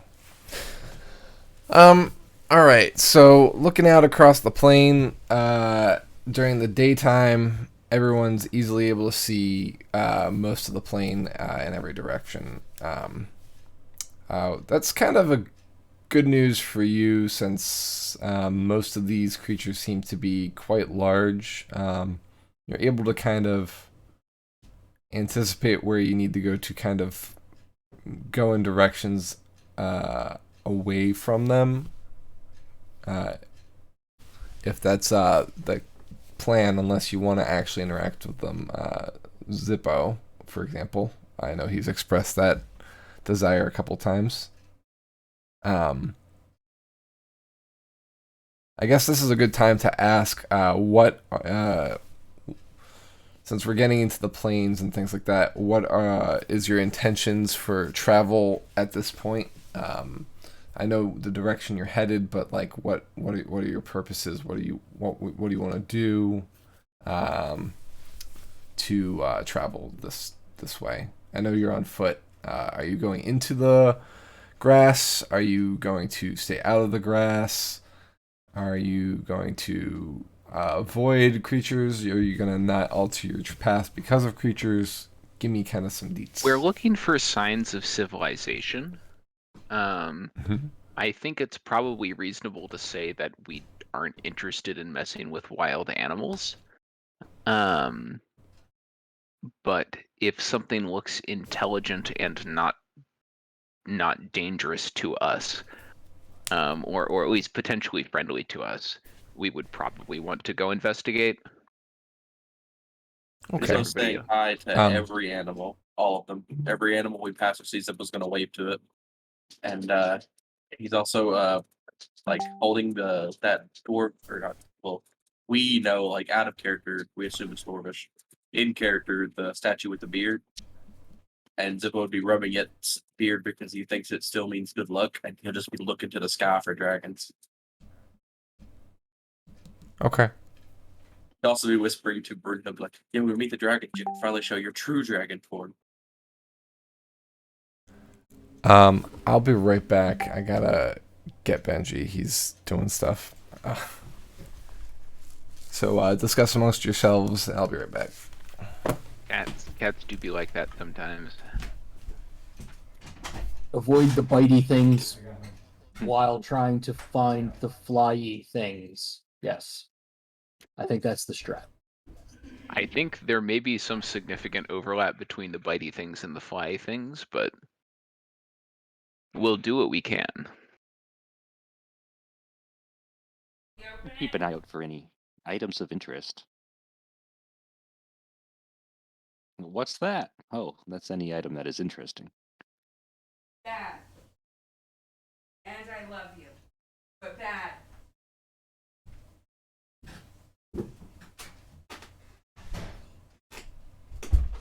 Sounds like one of the cats is in the doghouse.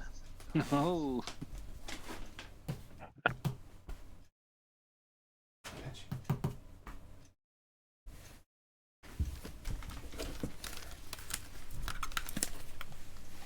I return. Welcome back. All right. So, looking for sentient life. Keeping an eye out to the sky for dragons.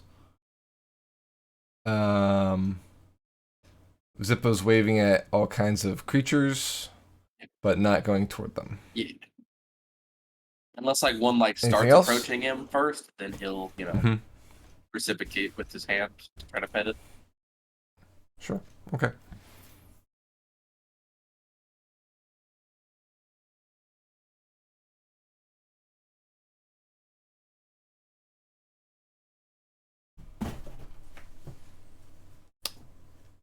Any input from Yarvik or Belzian? Anything that you're doing while we're traveling? Just trying to dodge the bitey bits and finding the smart flying bits. That's, Belzian would be Okay. incredibly wide-eyed, just looking around, like eating all this in. Like, this is a whole different world. It's certainly a lot more chill feeling than Necrata. Yarvik would be, but pretty sure Yarvik can't see over the grass. Yeah. Are we going into the grass? I'm, I assume we are. at some point, we're gonna have to, right? Yeah. Okay. Then none of you can see over the grass.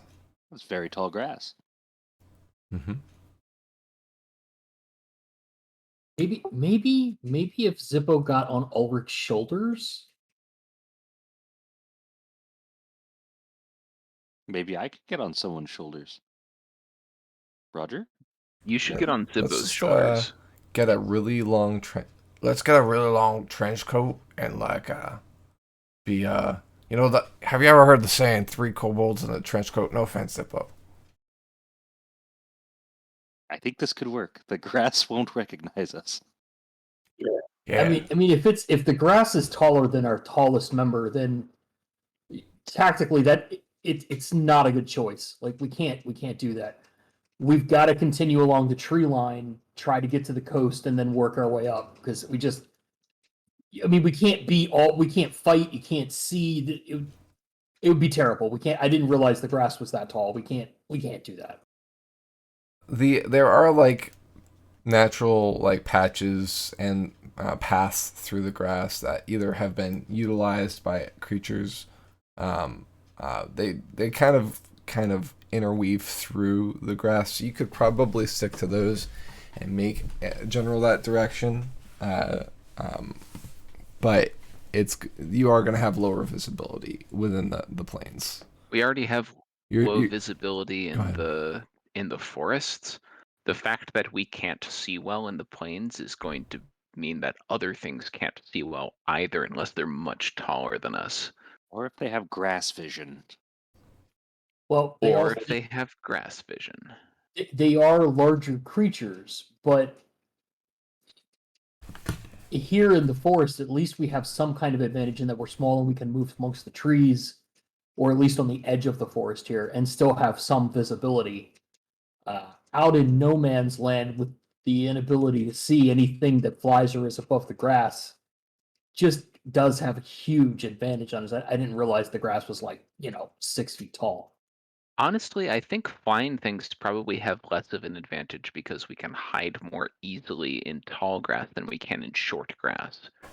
If we make our way over to the river, we're going to be beset from both sides by a plains we can't see through, and a river we can't meaningfully do things in either. And if there are this many great beasts on the plains, I don't want to know what lies in wait in the river. Or we don't have to get on the river. We can be 30 yards from the river, whatever. I mean, we don't know. We just have to kind of go there and see.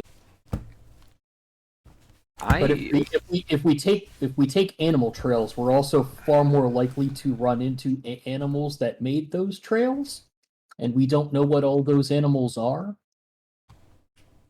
Well, that sounds exciting. I think we can walk through the grass without having to worry too much about that. I trust your hearing, and I trust my hearing, and having the cover of the grass will be good for flying threats, as you mentioned.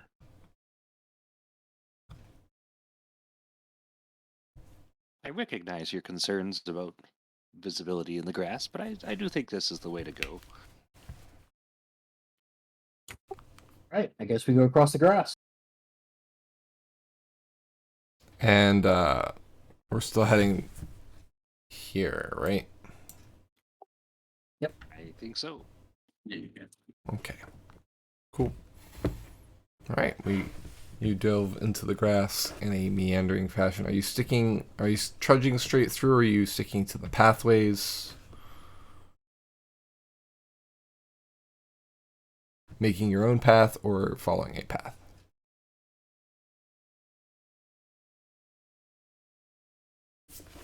One would assume paths heading east. So most animals are going to try to get to water, right? So if we follow easterly paths, they are more likely to take us to the major water sources in the area, which is ultimately the river or the coast that we're trying to get to, I would think. Mm-hmm. Okay. All right. As you travel eastward, you do come to a pretty hefty north-south path. Presumably the path that the great walking beasts with the long necks made last night.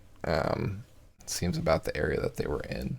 It's actually farther away than you thought it was. They must have been fairly big.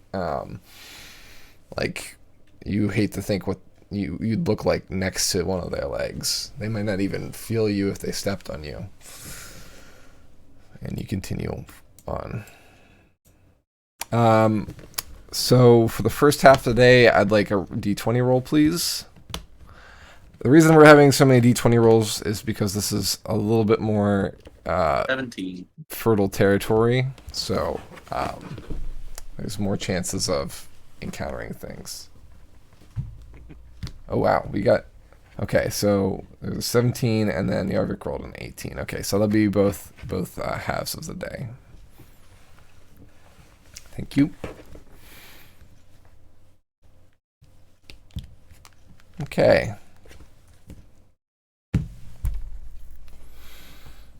So as you're traveling along, you see in the sky Zippo and Roger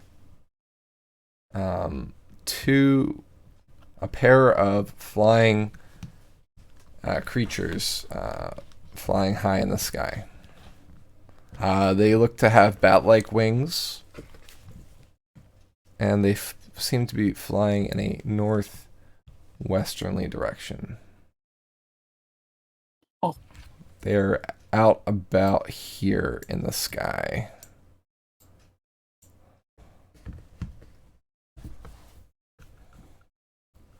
Everybody hit the deck. Dive into the grass.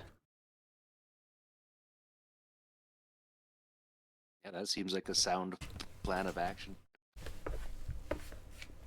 Delp time. Guys, those are dragons. That's what we're here to see. Yep, we saw him. Let's hide. That's a good idea.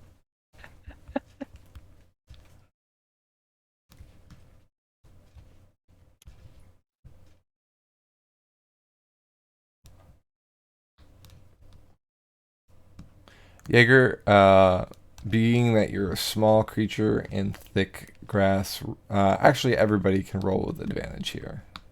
Woot woot. So that just means roll again, right? Correct, and take your highest. 22. 19.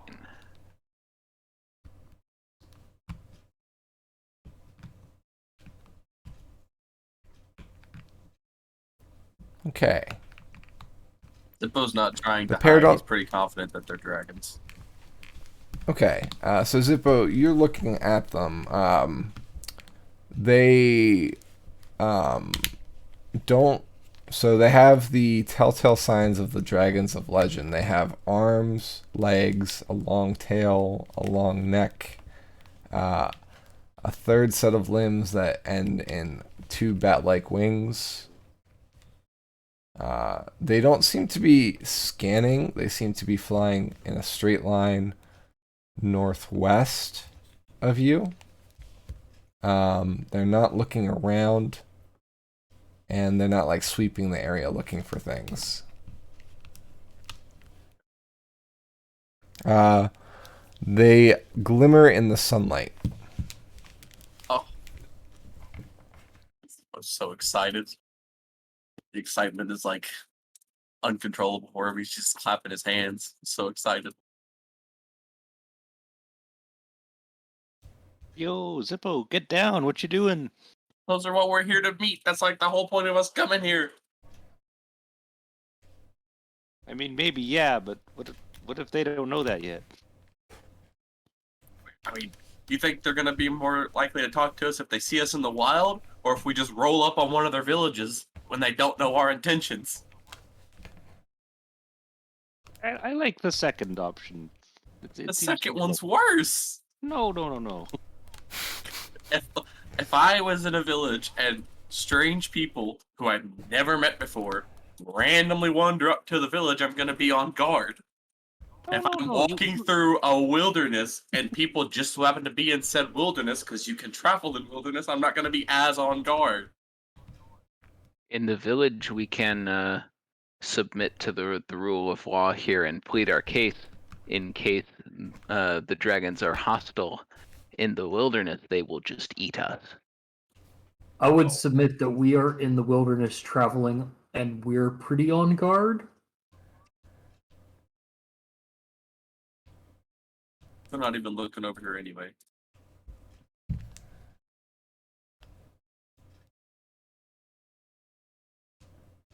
Well, we'll consider that one a practice. Good job. Next time there is a aerial threat, I think we all need to hit the deck. Is that like a mermaid threat? We don't want them to be part of our world.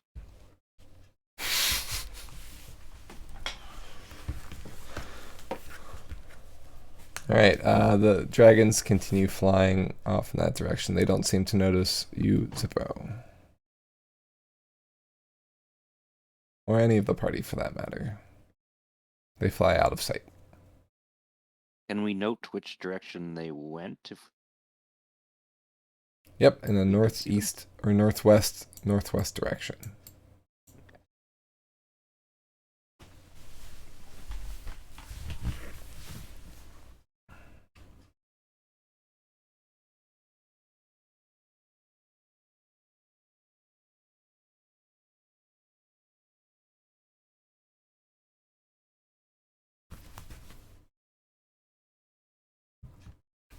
All right. So everybody's still kind of hanging out in the grass right now.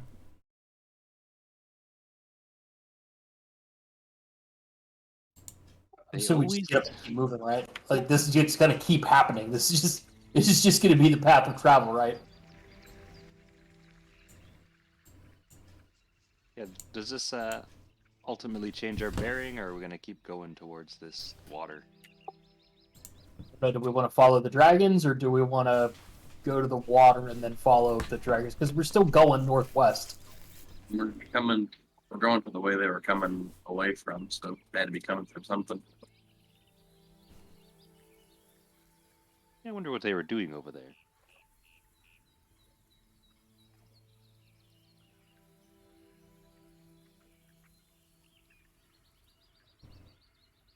Dragon stuff, I guess.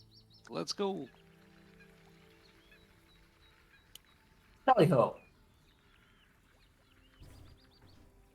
All right, you continue east. Nothing's gonna put you out of seeing one ocean in this campaign, as you head east. Okay, midday comes and goes. There's not too many. Let's call them land dragons at the moment. I mean, that's the only thing you can think of. Like, dinosaurs isn't really a thing, right? So, land dragons is they're wingless dragons that seem to be not intelligent, in various shapes. Ulrich actually last night asked Zippo before everything went to shit if these are the dragons that he's been speaking so highly about, and of course Zippo corrected him and gave him a full description as what dragons were. I could see that conversation as clear as day, right? You gotta help him. You just don't know no better. Or it's too human. Yeah.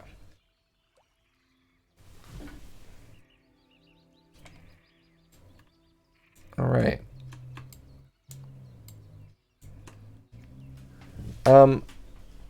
Another dragon is spotted, flying also in the same direction as the other two from earlier, about this time of day. This dragon shines even brighter in the sun. Seems to be a lighter color than the other one. The two before seem to be a reddish gleam. This is more of a yellowish gleam. They're coming from our east. So they're traveling from southeast to northwest. More north than west. Yeah.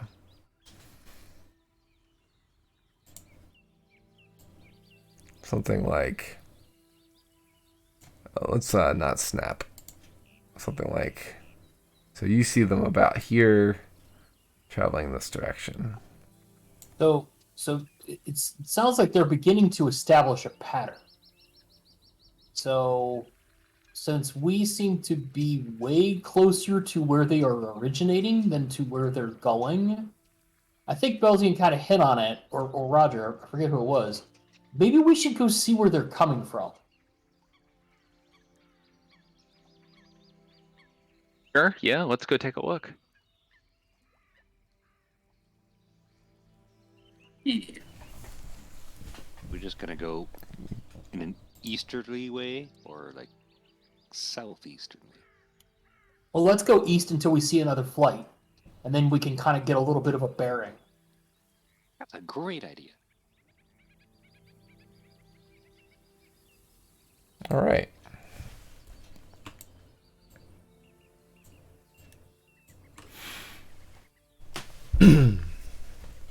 By this time, it's starting to get dark.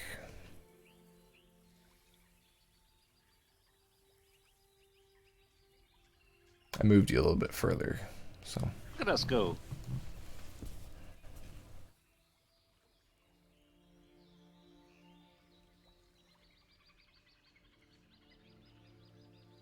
Are we continuing on, or are we going to bed? We just got on our nice sleep schedule, back on our regular schedule. Let's not mess it up. Early to bed and early to rise.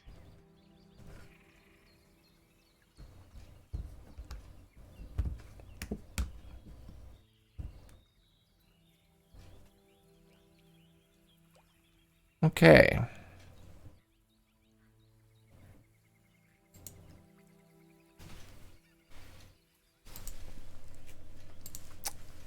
So same watches, I assume. It works. Yep.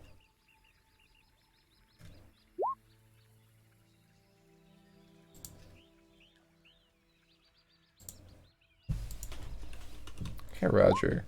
And give me a roll 20, please.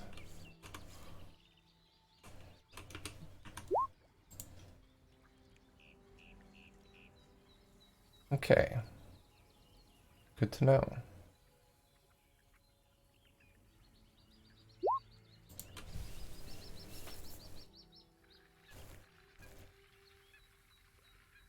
My last 20 was terrible. You get this one.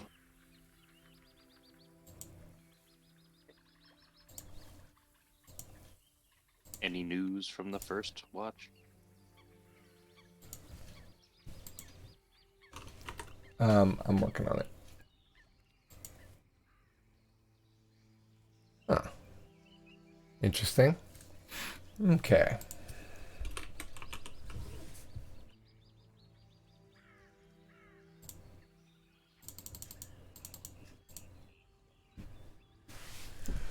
All right, so Amethyst, while you are keeping watch, you guys are all kind of nestled in the brush because there's not really any other place to hide. You've kind of made a little crop circle for yourself, I guess I would call it, right? So that you have at least visibility for the camp.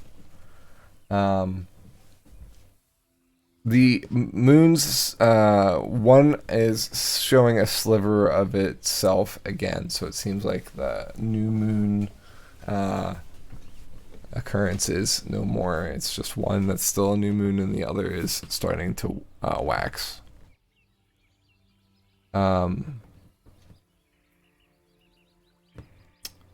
You hear kind of a chirping sound in the brush nearby the camp, and out of the brush pops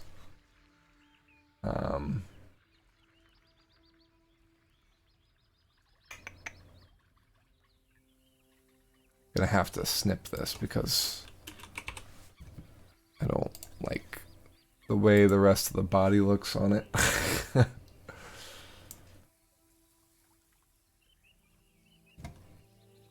Out of the brush. Nope. Out of the brush pops. Nope, that's not. Why isn't. Okay.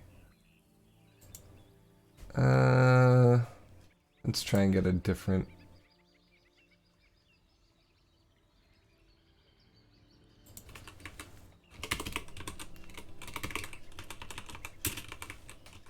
I don't like that it's not sharing it. You know what? I'll share it in OOC. Give me a sec.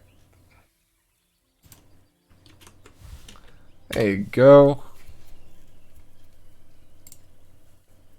Out of the brush pops a medium looking toothy dinosaur with claws. He's kind of like tilting his head at you.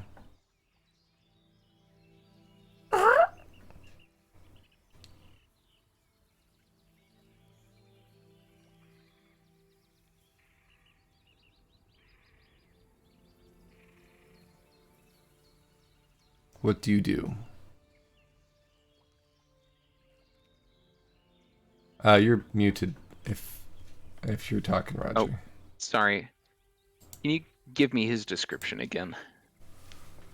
So if you look in OOC, it's a medium-looking bluish creature with a toothy look to it and claws. It doesn't seem to be one of those any other like any of the other dinosaurs you've seen so far, or land dragons. And just the one.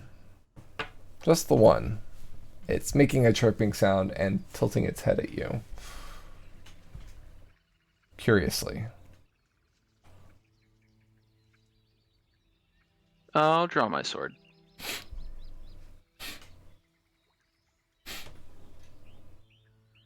Its eyes lock onto the sword, and it curls its lips back in a snarl. I'll sheath the sword again.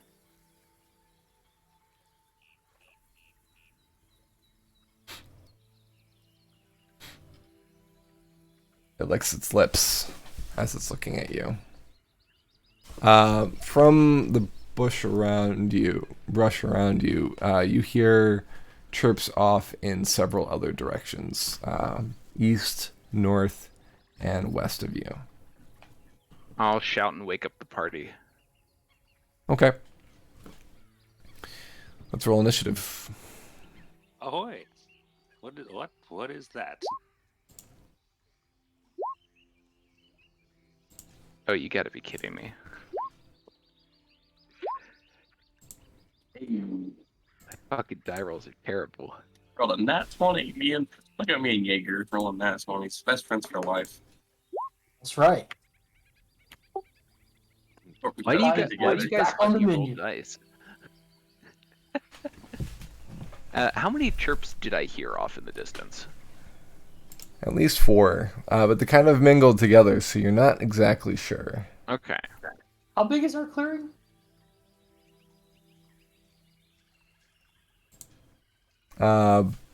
Big enough. Probably about 15 feet. Okay. It's a 15-foot circle.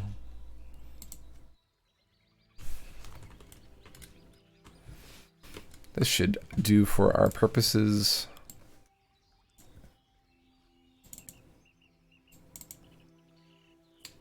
Let's call it grass.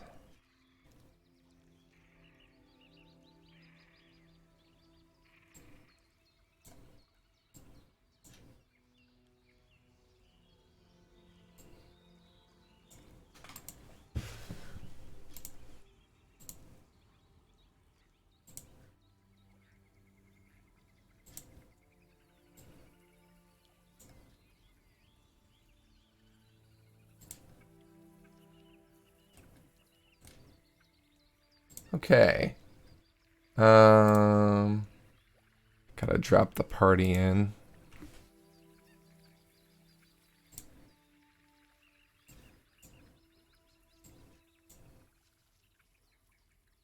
Why isn't it letting me drop the party? Ugh, come on. Ulrich. Elf Mustache. Zippo. Yarvik.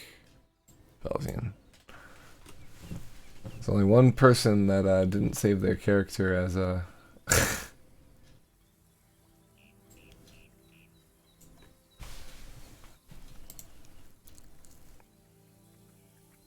Alright, so this is a medium creature. Let me set that to map layer. And let's get the group together.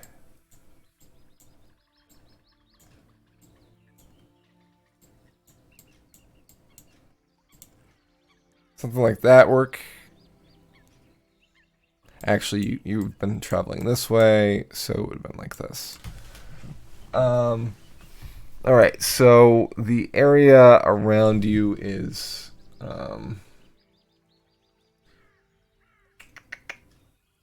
actually, this is more like, yeah, not that big though. Alright, so one popped out of the clearing. Let's just say it's like within 10 feet of you, so you can see it through the grass. Okay? Are we on a map yet, or are we still on the overworld? Oh, yeah. Yep, sorry, I didn't move you over. There we go. That grass.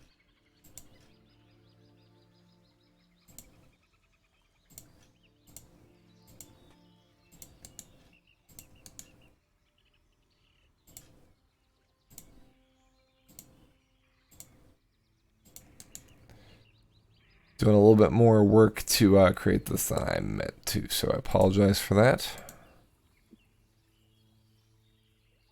Sometimes it do be that way, right?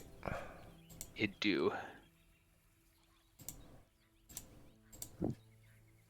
Okay, so you don't know where any others are, but you did hear one somewhere in this direction, somewhere in this direction, and somewhere behind the other one. In those 3 directions. So you know that there's at least 3 others.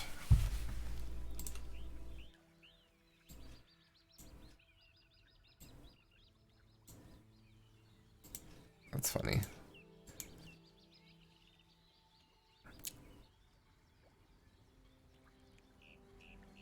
Flip horizontal. There we go. All right. Get to the encounter tracker. So let's see.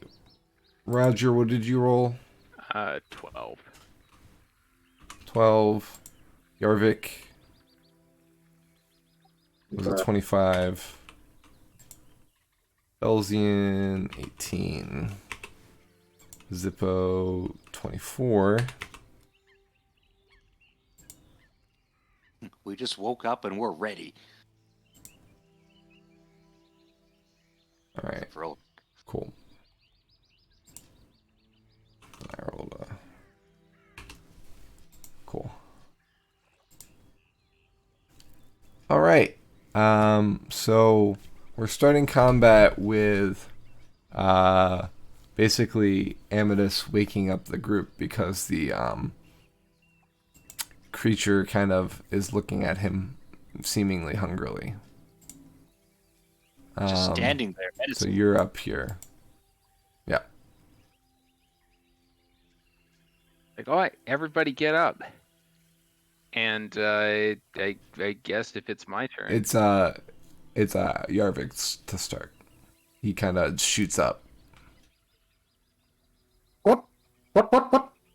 What's that? You will be the sausage if you don't attack. So you'll have to get up from like he shoots up from his sleep, but you'll still have to get up from prone, and then you'll be able to move. Yeah. So that's getting up and then moving. Can I still attack after that? If you have your weapons equipped, if they're in a bag or aside while you are sleeping, then you'll have to grab those things. Roger was the only one awake at this point, so. Okay. Zippo, for some reason in my character thing, you're reading as dead. No idea. I hate when that So happens. immortal that I die. I'm always the last to know. Right? And nothing I do is allowing me to change that. Huh.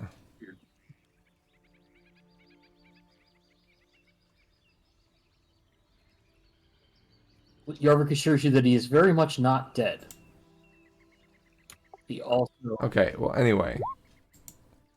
is in the singularly worst spot to try to make any kind of attack on this thing. That's true. He's gonna stand up, get his bow out. Can I see around Roger? Yell at him to get down or something? You can see around Roger, so you can see the creature. What I'm asking is, can I get a clean shot off? No. Not really. Can I step and get a clean shot off?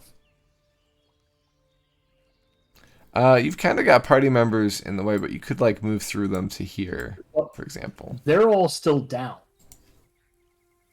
That's true, except for Roger. So yeah, you could move to the side I'm gonna for move sure. to the step. I'm gonna step one spot south, and then take a shot over Zippo at this thing. Bear with me for a second. Sorry. Dirty grass. Yep. I'm just showing where camp is for you. Gotta make that smaller. It's hard to grab. There we go. Grab that again. Almost. There we go. It's kind of like the little encampment you've made for yourself. Okay. All right. He's gonna knock the green arrow, which is bonus 1d8 thunder explosive damage.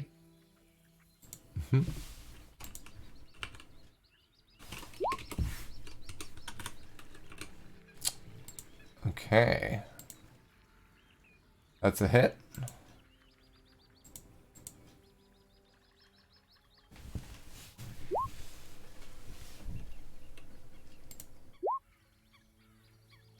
So 14 for that shot. 13 piercing and 1 of whatever the green arrow, the thunder. I don't know what that is. Concussive damage. Yeah, it's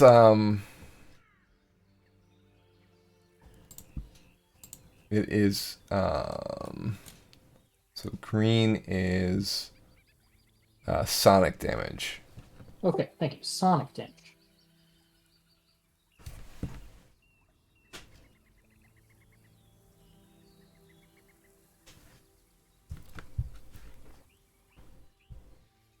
Okay, he's going to take a second shot. And he's going to use the black arrow on this one. That's 1d6 force damage. Its size. I'm sorry, say again. Its size at you as you draw it. Like an exasperated sigh, like. All right, go get some.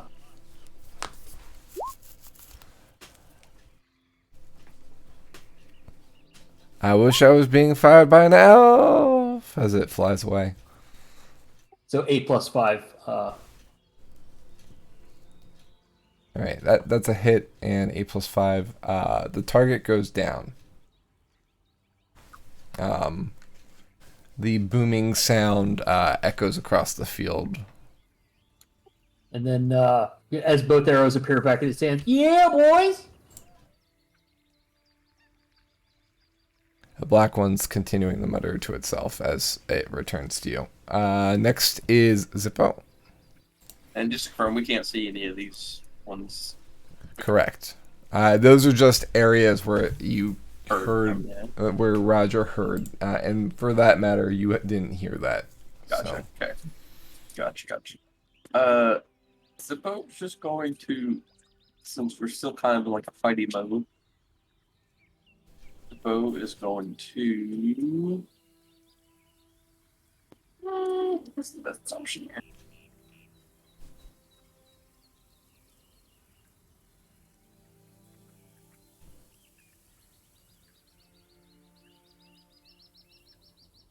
I think Zippo's going to ready a shocking grasp if he gets attacked within 5 feet, like if a creature enters.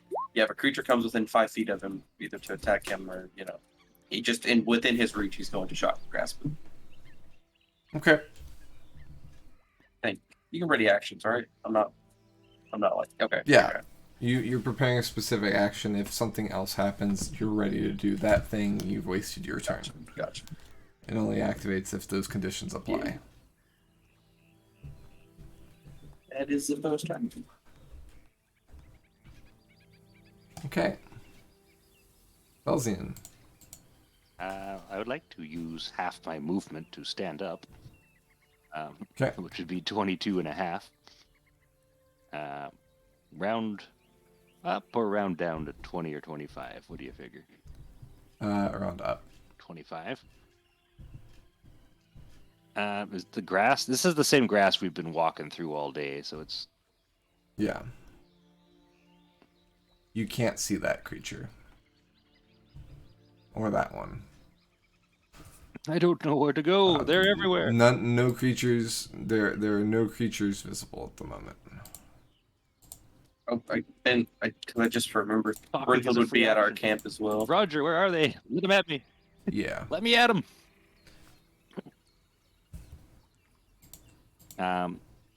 Belden will just frantically look around, waiting for something to attack, but ready a regular attack if anything comes within range. That's hostile. We'll just assume Brunhild's here, Zippo.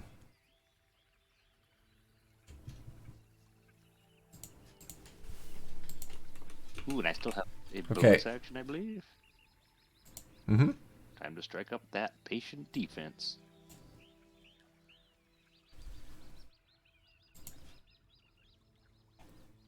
Cool. All right. So,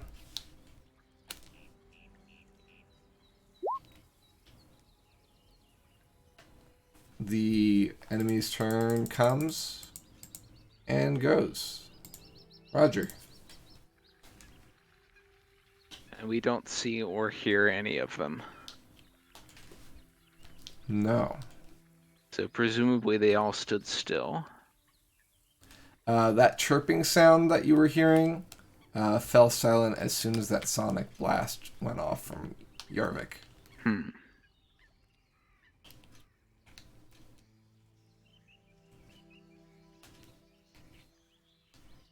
Well, can't do much if I can't see these guys coming to attack us. So I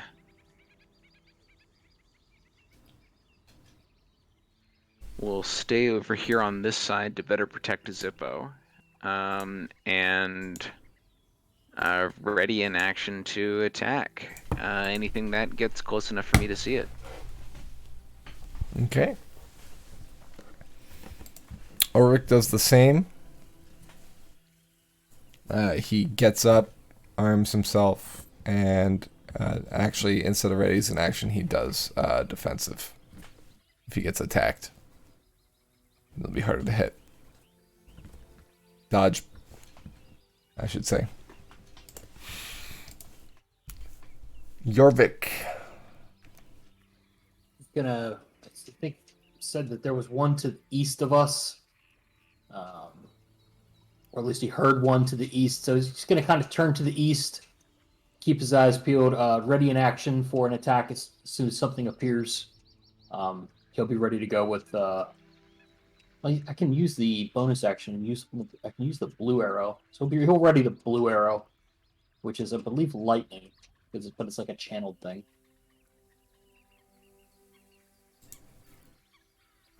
The blue is an electric shock, yes.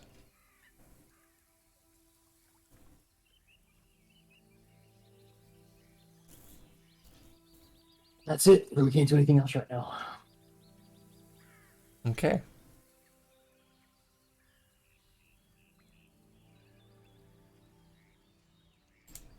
Zippo, nothing comes within reach of your shocking grasp. See here. What else does Zippo do? I guess Zippo will take the dodge action this turn.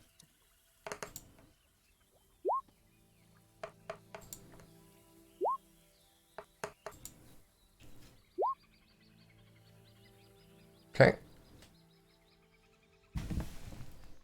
Belzian? Perhaps it's time for Operation Lawnmower. I can't see shit. Am I able to try to trample this grass down directly north of me? Just to make it add more visibility, you know? Sure. How many areas do you want to trample? How many do you think I could do in 6 seconds?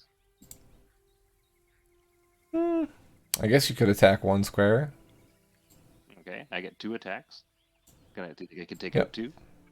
You could take out 2, yeah. Alright, let's do the one north here and the one right in front of Ulrich.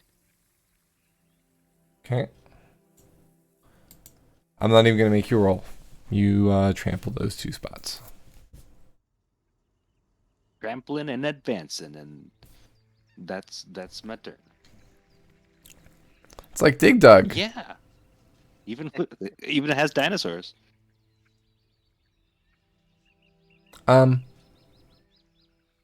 Roger, with your passive perception, you can hear those creatures moving away from you, at least the ones in this direction.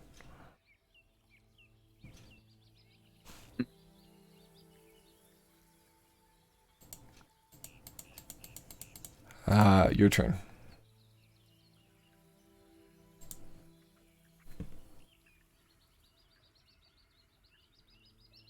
I'll step into the grass and try and pull that corpse over into our clearing.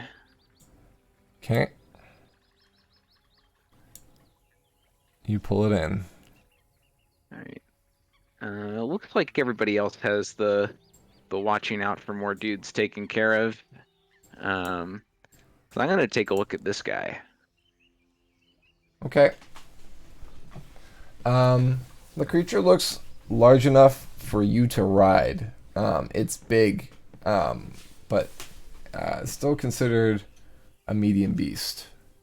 It has powerful looking claws that look like they could have done some damage, more than somebody's normal short sword might. It feels like it could have done probably 2 short swords worth of damage from those 2 longer claws, if they were both to sink into you. And it has wicked looking teeth as well. It is blue with a feathered frill of a shock of red and purple. And they almost look like feathers, but they're kind of more hair-like, going along the base of its neck. Its eyes look kind of like a lizard's or a snake's. Can I pull out any of those feathers or hairs? You can, yeah. Yeah, I'll take a fistful of those. Okay.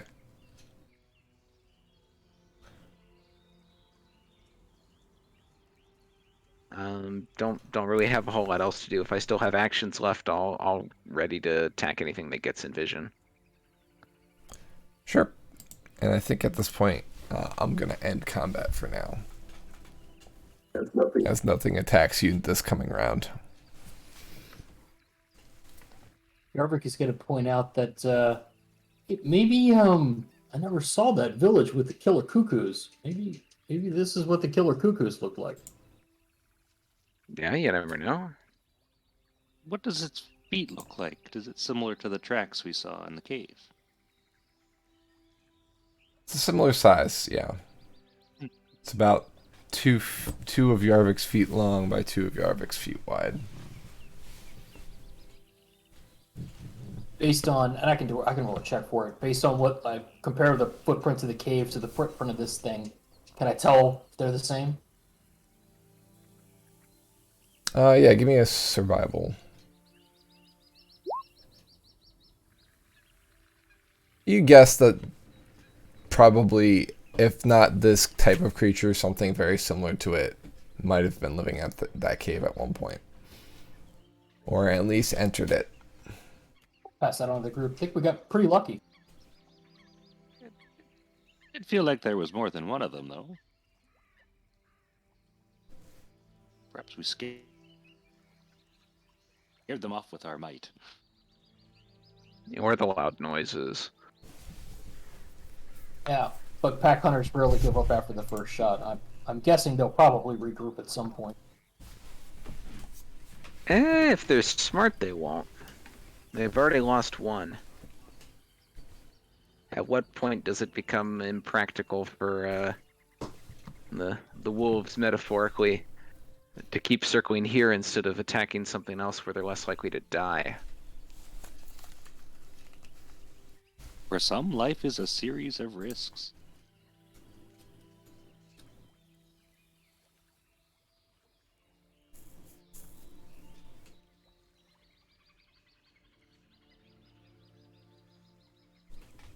Alright, so are you going to be tramping out any more dirt? Are you going back to sleep? What's the plan? Yeah, can Belzian do some windmilling arm action and trample down at least double our space?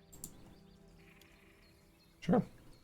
Let me know what you want to mark out, and I'll put it. Oh, roll 20's not working. Oh, God. Yeah, so I think one more set of blocks in all directions would probably do us okay.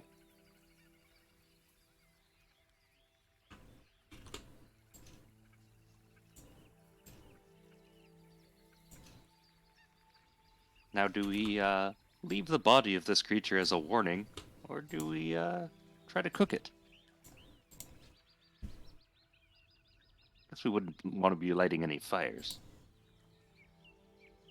We have been taking trophies as far as skins. We got some feathers, and I'm gonna just have so it has a more of a leathery feathered hide, or and not really a scaly hide. Yeah. Yeah, I would take a couple feathers and add it to the same bag with the Hydra skin.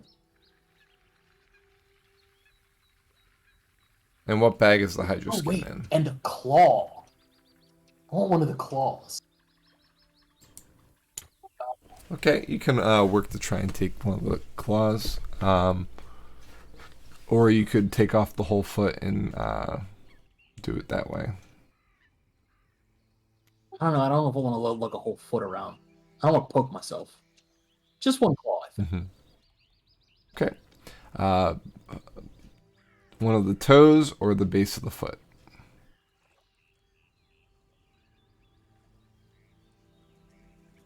I want one of the little. Get the little short forearms. I want one of those claws because I think it's fun. Okay, so the front hand claws. Yes. Got it. Okay, not the feet Not claws. the feet claws. Got No, it. the hand claws because I think it's funnier. Okay.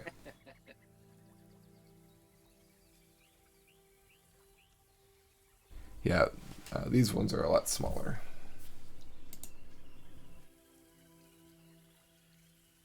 All right. So you loot a claw. We've looted some feathers. You took some of the hide too. Is that correct? Yeah, remember we had to rinse all the acid off of it, and then we took some of the. No, I mean yeah, some of not the hide. we took some Okay. scales. Some scales, yeah. So are you taking any hide from this creature? Nah. All right.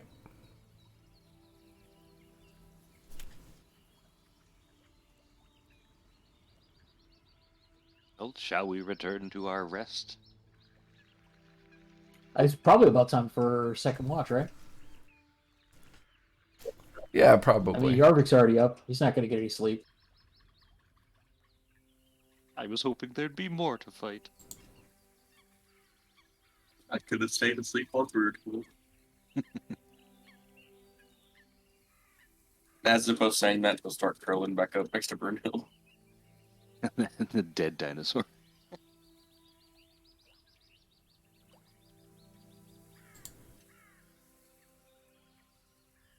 All right. Second watch. Give me some checks and a d20 roll, please. Cool. Cool.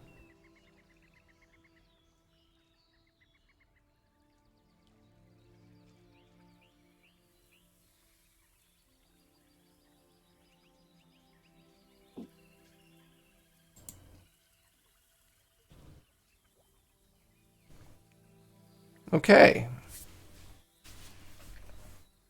You have no encounters during this shift, not even chirps.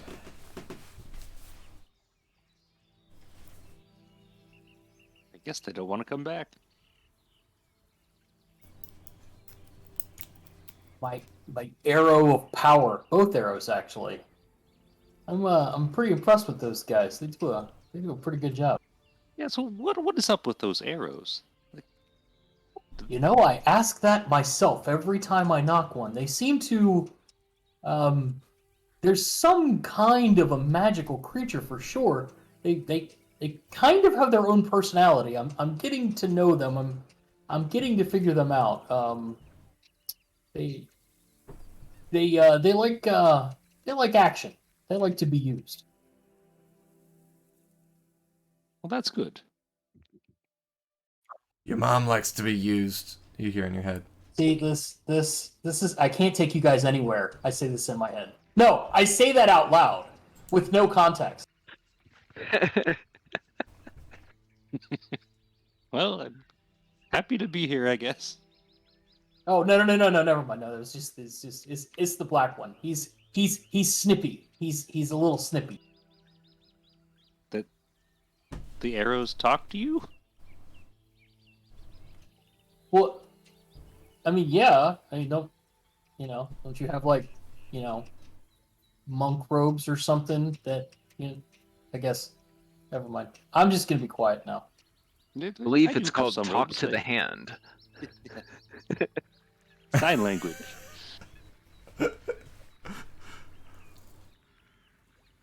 Well, good luck with that one, Yarvik. Yorick goes back to kind of muttering to himself. What an interesting fellow.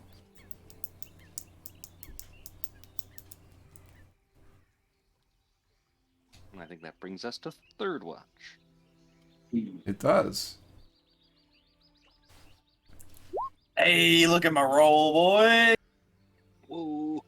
That's like the second roll 20 Third 20 of the night. or critical in a row. Let's see. Rigged. What does Brunhild get? An 11. Roll my d20 for the encounter. A 6. Okay.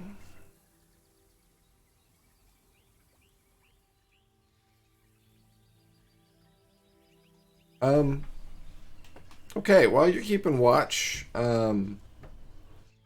you see from the brush these really tiny dinosaurs kind of creep forward slowly out of the brush, and they're looking hungrily at the dead dinosaur. Okay. I'm gonna tell Ulrich because we're on the same watch. I wanna tell him just to toss it over there to him because we don't need the body anymore. Yeah, let me do perception for him. Sorry. Huh? What?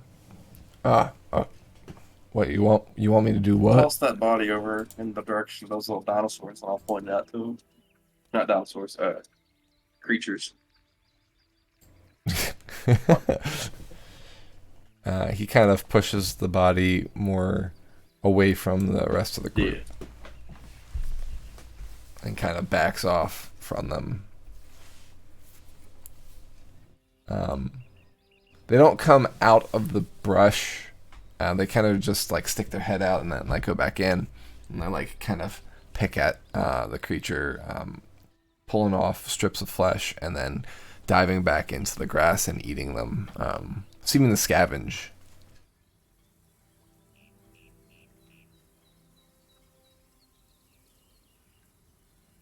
They have tiny teeth, needle-like teeth, but they look very similar to it, just not like the same coloring. They stand upright, similar to him.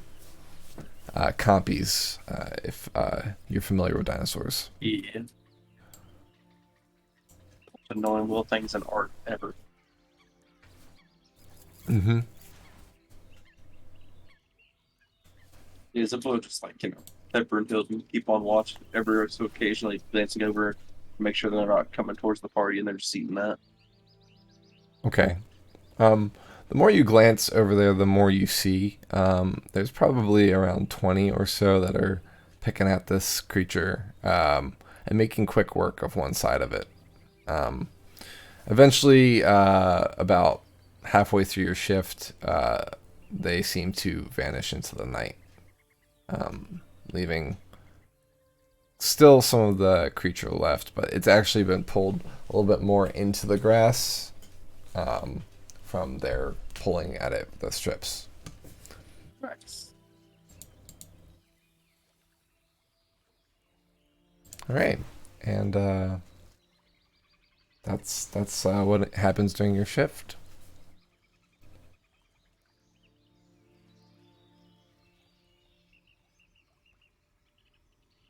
You okay, Zippo?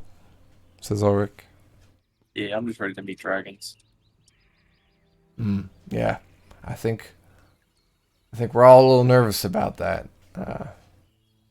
But it seems a little bit more real now that we're here. Dragons have always been real. You just have to believe.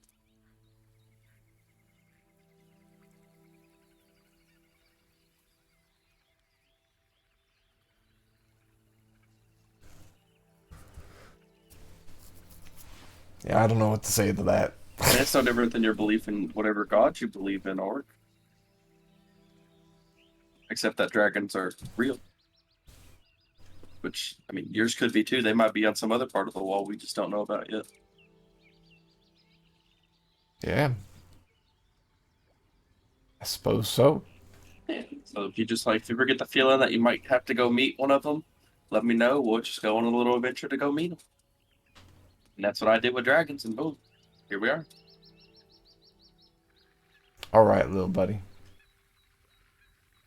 While we wake these people up, let's get them moving. It's getting bright. Too bright, but yeah. And Zippo and Ulrich wake everybody up. Mm. What you guys doing? Hey, where'd my dinosaur corpse go? I fed some of it to some little baby-looking dinosaur things. Oh, now they're gonna come back for food. Yeah, they can have the rest of the body. Yeah, that works for me. You're gonna drag this thing behind us? It's stinky. No, we it's leave it fine. here in hopes that they leave us alone. Yeah. I mean, for all we know, that could have been those things' parents, because it looked kind of similar to them. Well, maybe they'll eat their parents, and then we won't have any problems. After the election. Look, what problems do we have that couldn't be solved by cannibalism? I mean, I can't think of any problems. look, if somebody eats the body, there's no evidence. Therefore, do we even really eat the body and commit a crime? It's not a crime. Exactly. There's no evidence, there's no crime. You're only in trouble if you get caught. Exactly. I'm glad we all mutually agree. No, that's not how it goes at all. Let's The go gods meet are always- dragons! Let's get Yeah. out of here. That's the best thing about the gods, is they ain't no snitches. They don't tell on us. I wonder if they gossip about us. Oh, I'd imagine. Like, I bet they talk to the dragon god all the time. Yeah.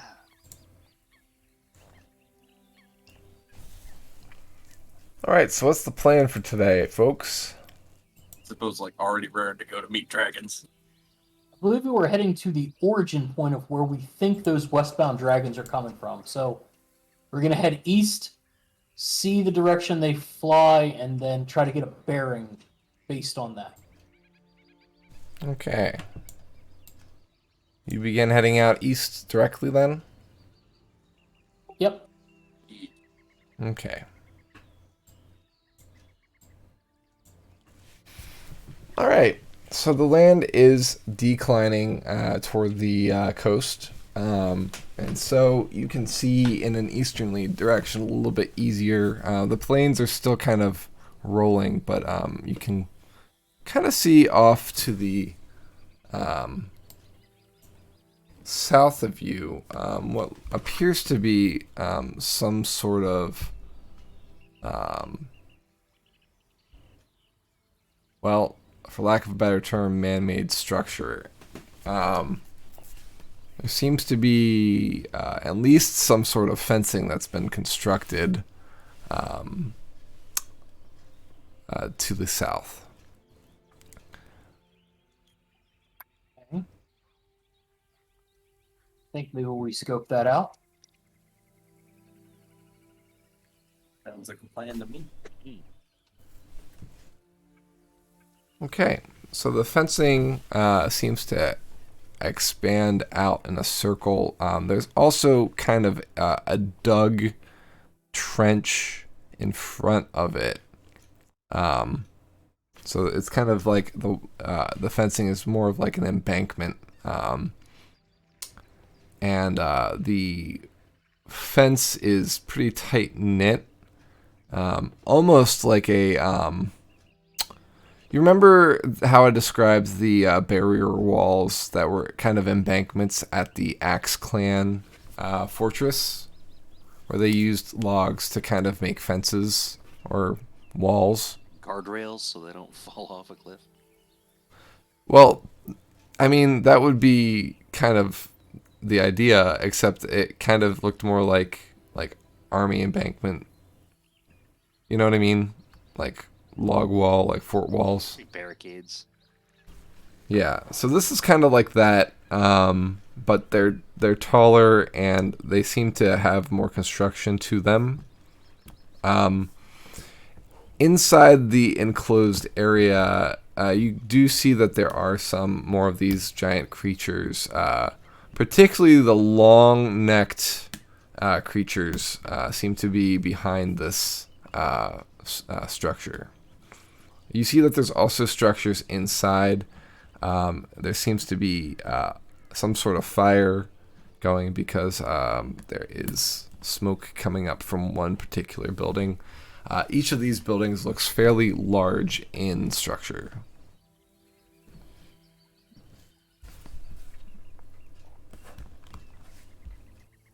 We want to see if somebody lives here. Are there any Sure. any axes laying around? In Go oh, ahead. just in Draconic, supposed to like call out one of the buildings. Does anybody live here? So you're not close enough yet to be near one of the buildings, but you are getting close to the embankment, maybe 500 feet away. The embankment, you can't see a way through, and the closer you get, the harder it is to see inside. You can see the long-necked creatures kind of towering over it, but it's just their necks. Their bodies don't seem to be able to be seen from over it. So presumably this enclosure is meant to keep them in. I thought we were closer. I thought we were like, right next to it. Right, yeah. Gotcha. Then Yeah, there doesn't seem to be any structures against the wall. It's inside the paddock, if you will. yeah, once we get close enough to a structure that seems like somebody might be able to hear me holler at them, then Zippo holler in Draconic if anybody's home. Okay.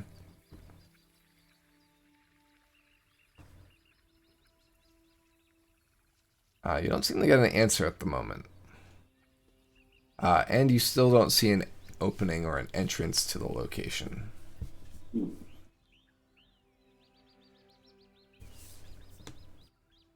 Interesting. What do you think? A zoo of some sort? I was thinking some kind of thing where they keep the animals they like in Or livestock pens. emergency rations.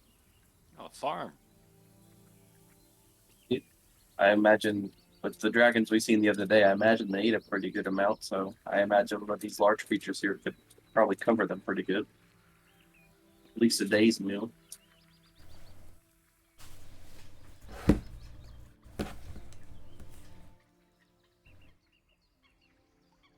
I guess we could try to go like a. It is. You said it was like a circle, right? The part you've seen is a half circle. It's a big area, so you don't see where it ends. Gotcha. You guys want to try to go around and see if we can find it? I think we can take a look. Okay. I'll say we go whichever way's facing the water more, because that's probably more likely where they'll have their exit. Makes sense. All right, so you're circling around to the left. Yeah. Okay.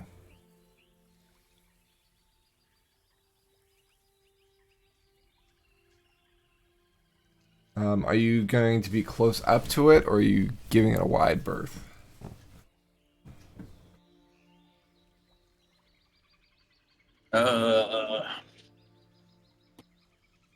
I'd say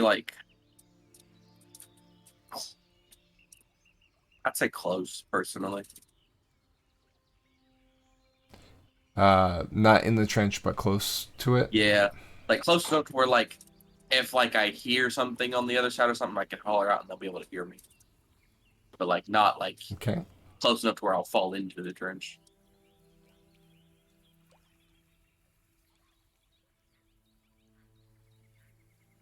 All right.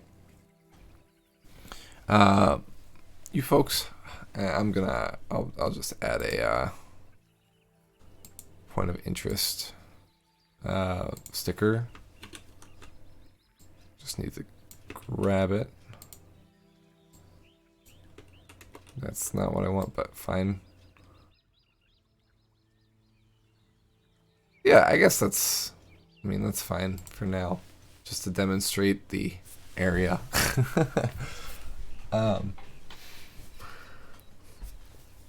You circle around to the left-hand side, kind of hugging that trench, and eventually come to what looks like a ramp with two large wooden doors, log doors. Is there any kind of signage on the front of this? Or on this side? No, there's no signs. Open knock. Yeah. Go up and like try to knock on the wood as hard as we can. And it was gonna be like, is anybody home? In Draconic. Okay. It feels like you're knocking on a tree. These are, thick pillars of log, Yeah. right? So the knocking it kind of feels a little ineffective. Legitimate thing to do. But you call out for in Draconic, and you don't seem to get an answer. Suppose gonna. You're small enough though that you feel like you could probably squeeze in through this door. So I was gonna try and Elvish, Infernal, and all 4 versions of Primordial. Okay. Yep. Nobody seems to answer you. All right, boys, do we want to get a breaking and entering charge? Is there any way for us to climb up around the outside? Yeah, I mean it's log, so you could make a climb check or athletics check. Hey, Belzian, you're really good at climbing. Belzian's already going up the wall. He turns to look at Belzian, and Belzian's halfway up. Make an athletics check. 23. Okay, cool. You climb up the wall. It's about 20 feet tall. And when you get up on top, you kind of straddle it. You see that it's a pretty wide area. You see quite a number of these long-necked creatures. Some seem to be young. Some seem to be older. There's seems to be some large ones as well that seem to kind of be leading other groups. It does seem to be, as the group guessed at, a cattle farm for these long-necked creatures. There are a few structures, as I described, as large structures. They seem to be able to fit at least large, maybe even bigger creatures into them, as well as some structures that maybe even the long necks could fit into. One of these structures seems to be having the smoke coming out of a chimney. The structure is open wide, and you can see kind of into it from where you are. You can see carcasses hanging next to, it looks like something that's smoking. This seems like some kind of park. I relay this information over the rings. What you described.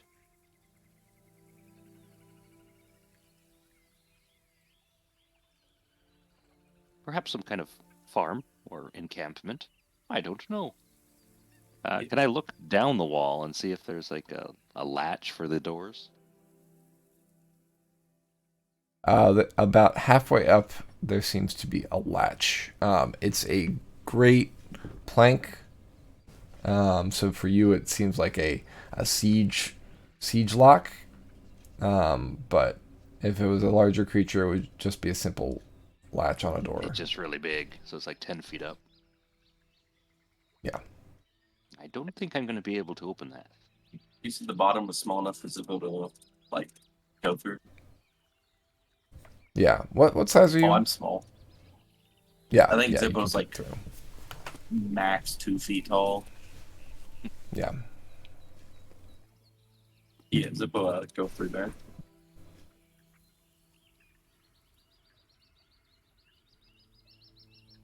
How's Brunhild looking? Is she looking real nervous or? Yeah, Brunhild's not really fond of these creatures. She hasn't really been fond of any of these creatures, actually. Even the compies made her nervous. Zippo's gonna be patting her while he's going in.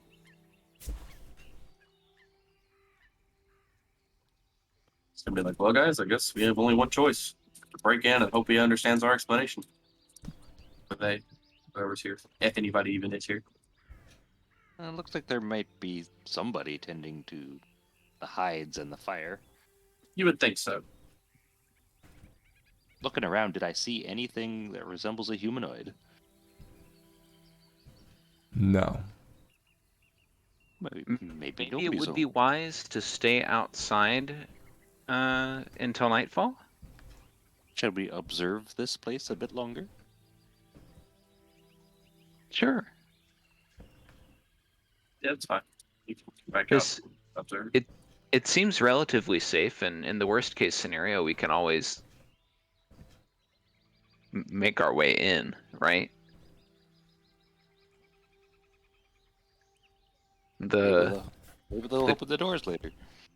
Yeah, the clans seem to have funny ideas about what counts as trespassing, so I would be careful not to offend their sensibilities if we're trying to be Well- friendly to them.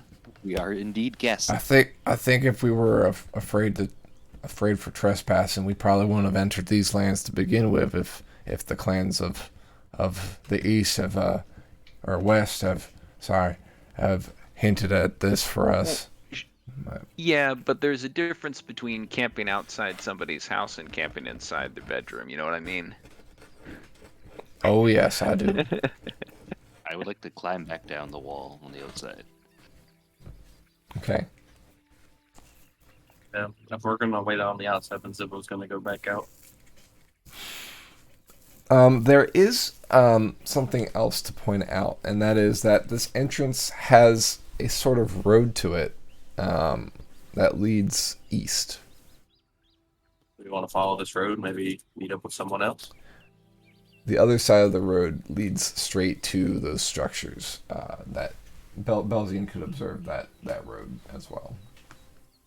Is the road on the So side of the walls? on the other side, on the inside of the walls, the road goes straight to the area where the smoking building is and the other structures. We might run into people on the way on the road that are coming this way. Maybe they can give us an explanation. Or place to sleep for the night. Yep. Yeah. Excellent. Neat. Let's go make some friends. Yeah. Tally ho.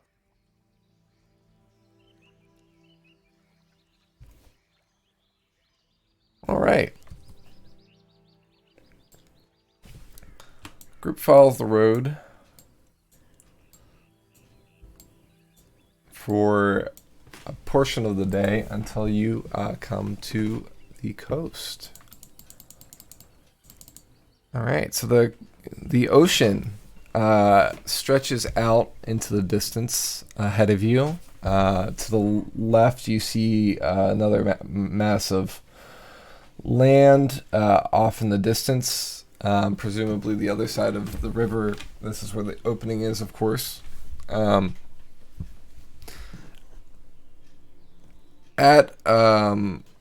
road goes directly to the river, and it looks like there's a ferry port. There's some structures made out of stone, of which there is an large individual with bronze scales, wings folded back, head reclined, arms crossed, resting on what seems to be a set of rocks that look very comfortable, or at least he looks comfortable laying there. Vibing. He seems to be, if this was a ferry port, the person that might call out when a ferry was coming. He matches like a general description of like a dragon. Yes. Zippo is ecstatic. Like if you look at his face, like the smile he's giving and like a little gleam in his eyes are just all kinds of lit up. He has gotten off Broomhill. He's like running towards the dragon guy. Okay. Anybody else in the group doing anything?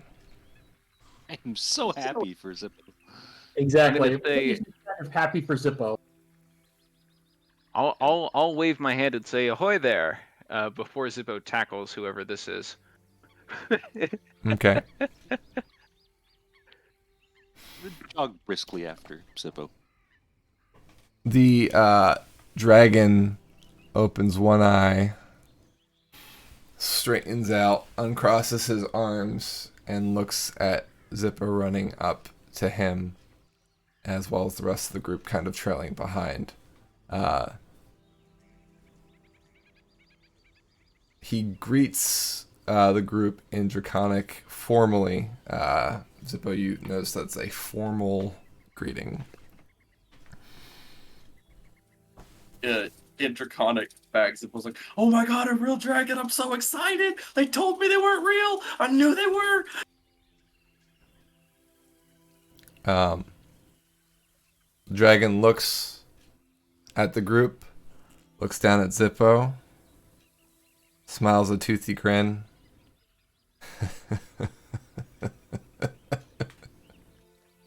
Hello, little one. And that's where we're going to end session for tonight. I'm so sorry. It's fine. I'm so excited. Perfect. Now we have 2 weeks of suspense for the Zippo's conversation with the dragon. I have so many good things to think up. Yeah, I don't think any of us also speak Draconian, so it just kind of sounds like dragons. He Yep. didn't eat Zippo immediately, so I'm going to take it as we're cool.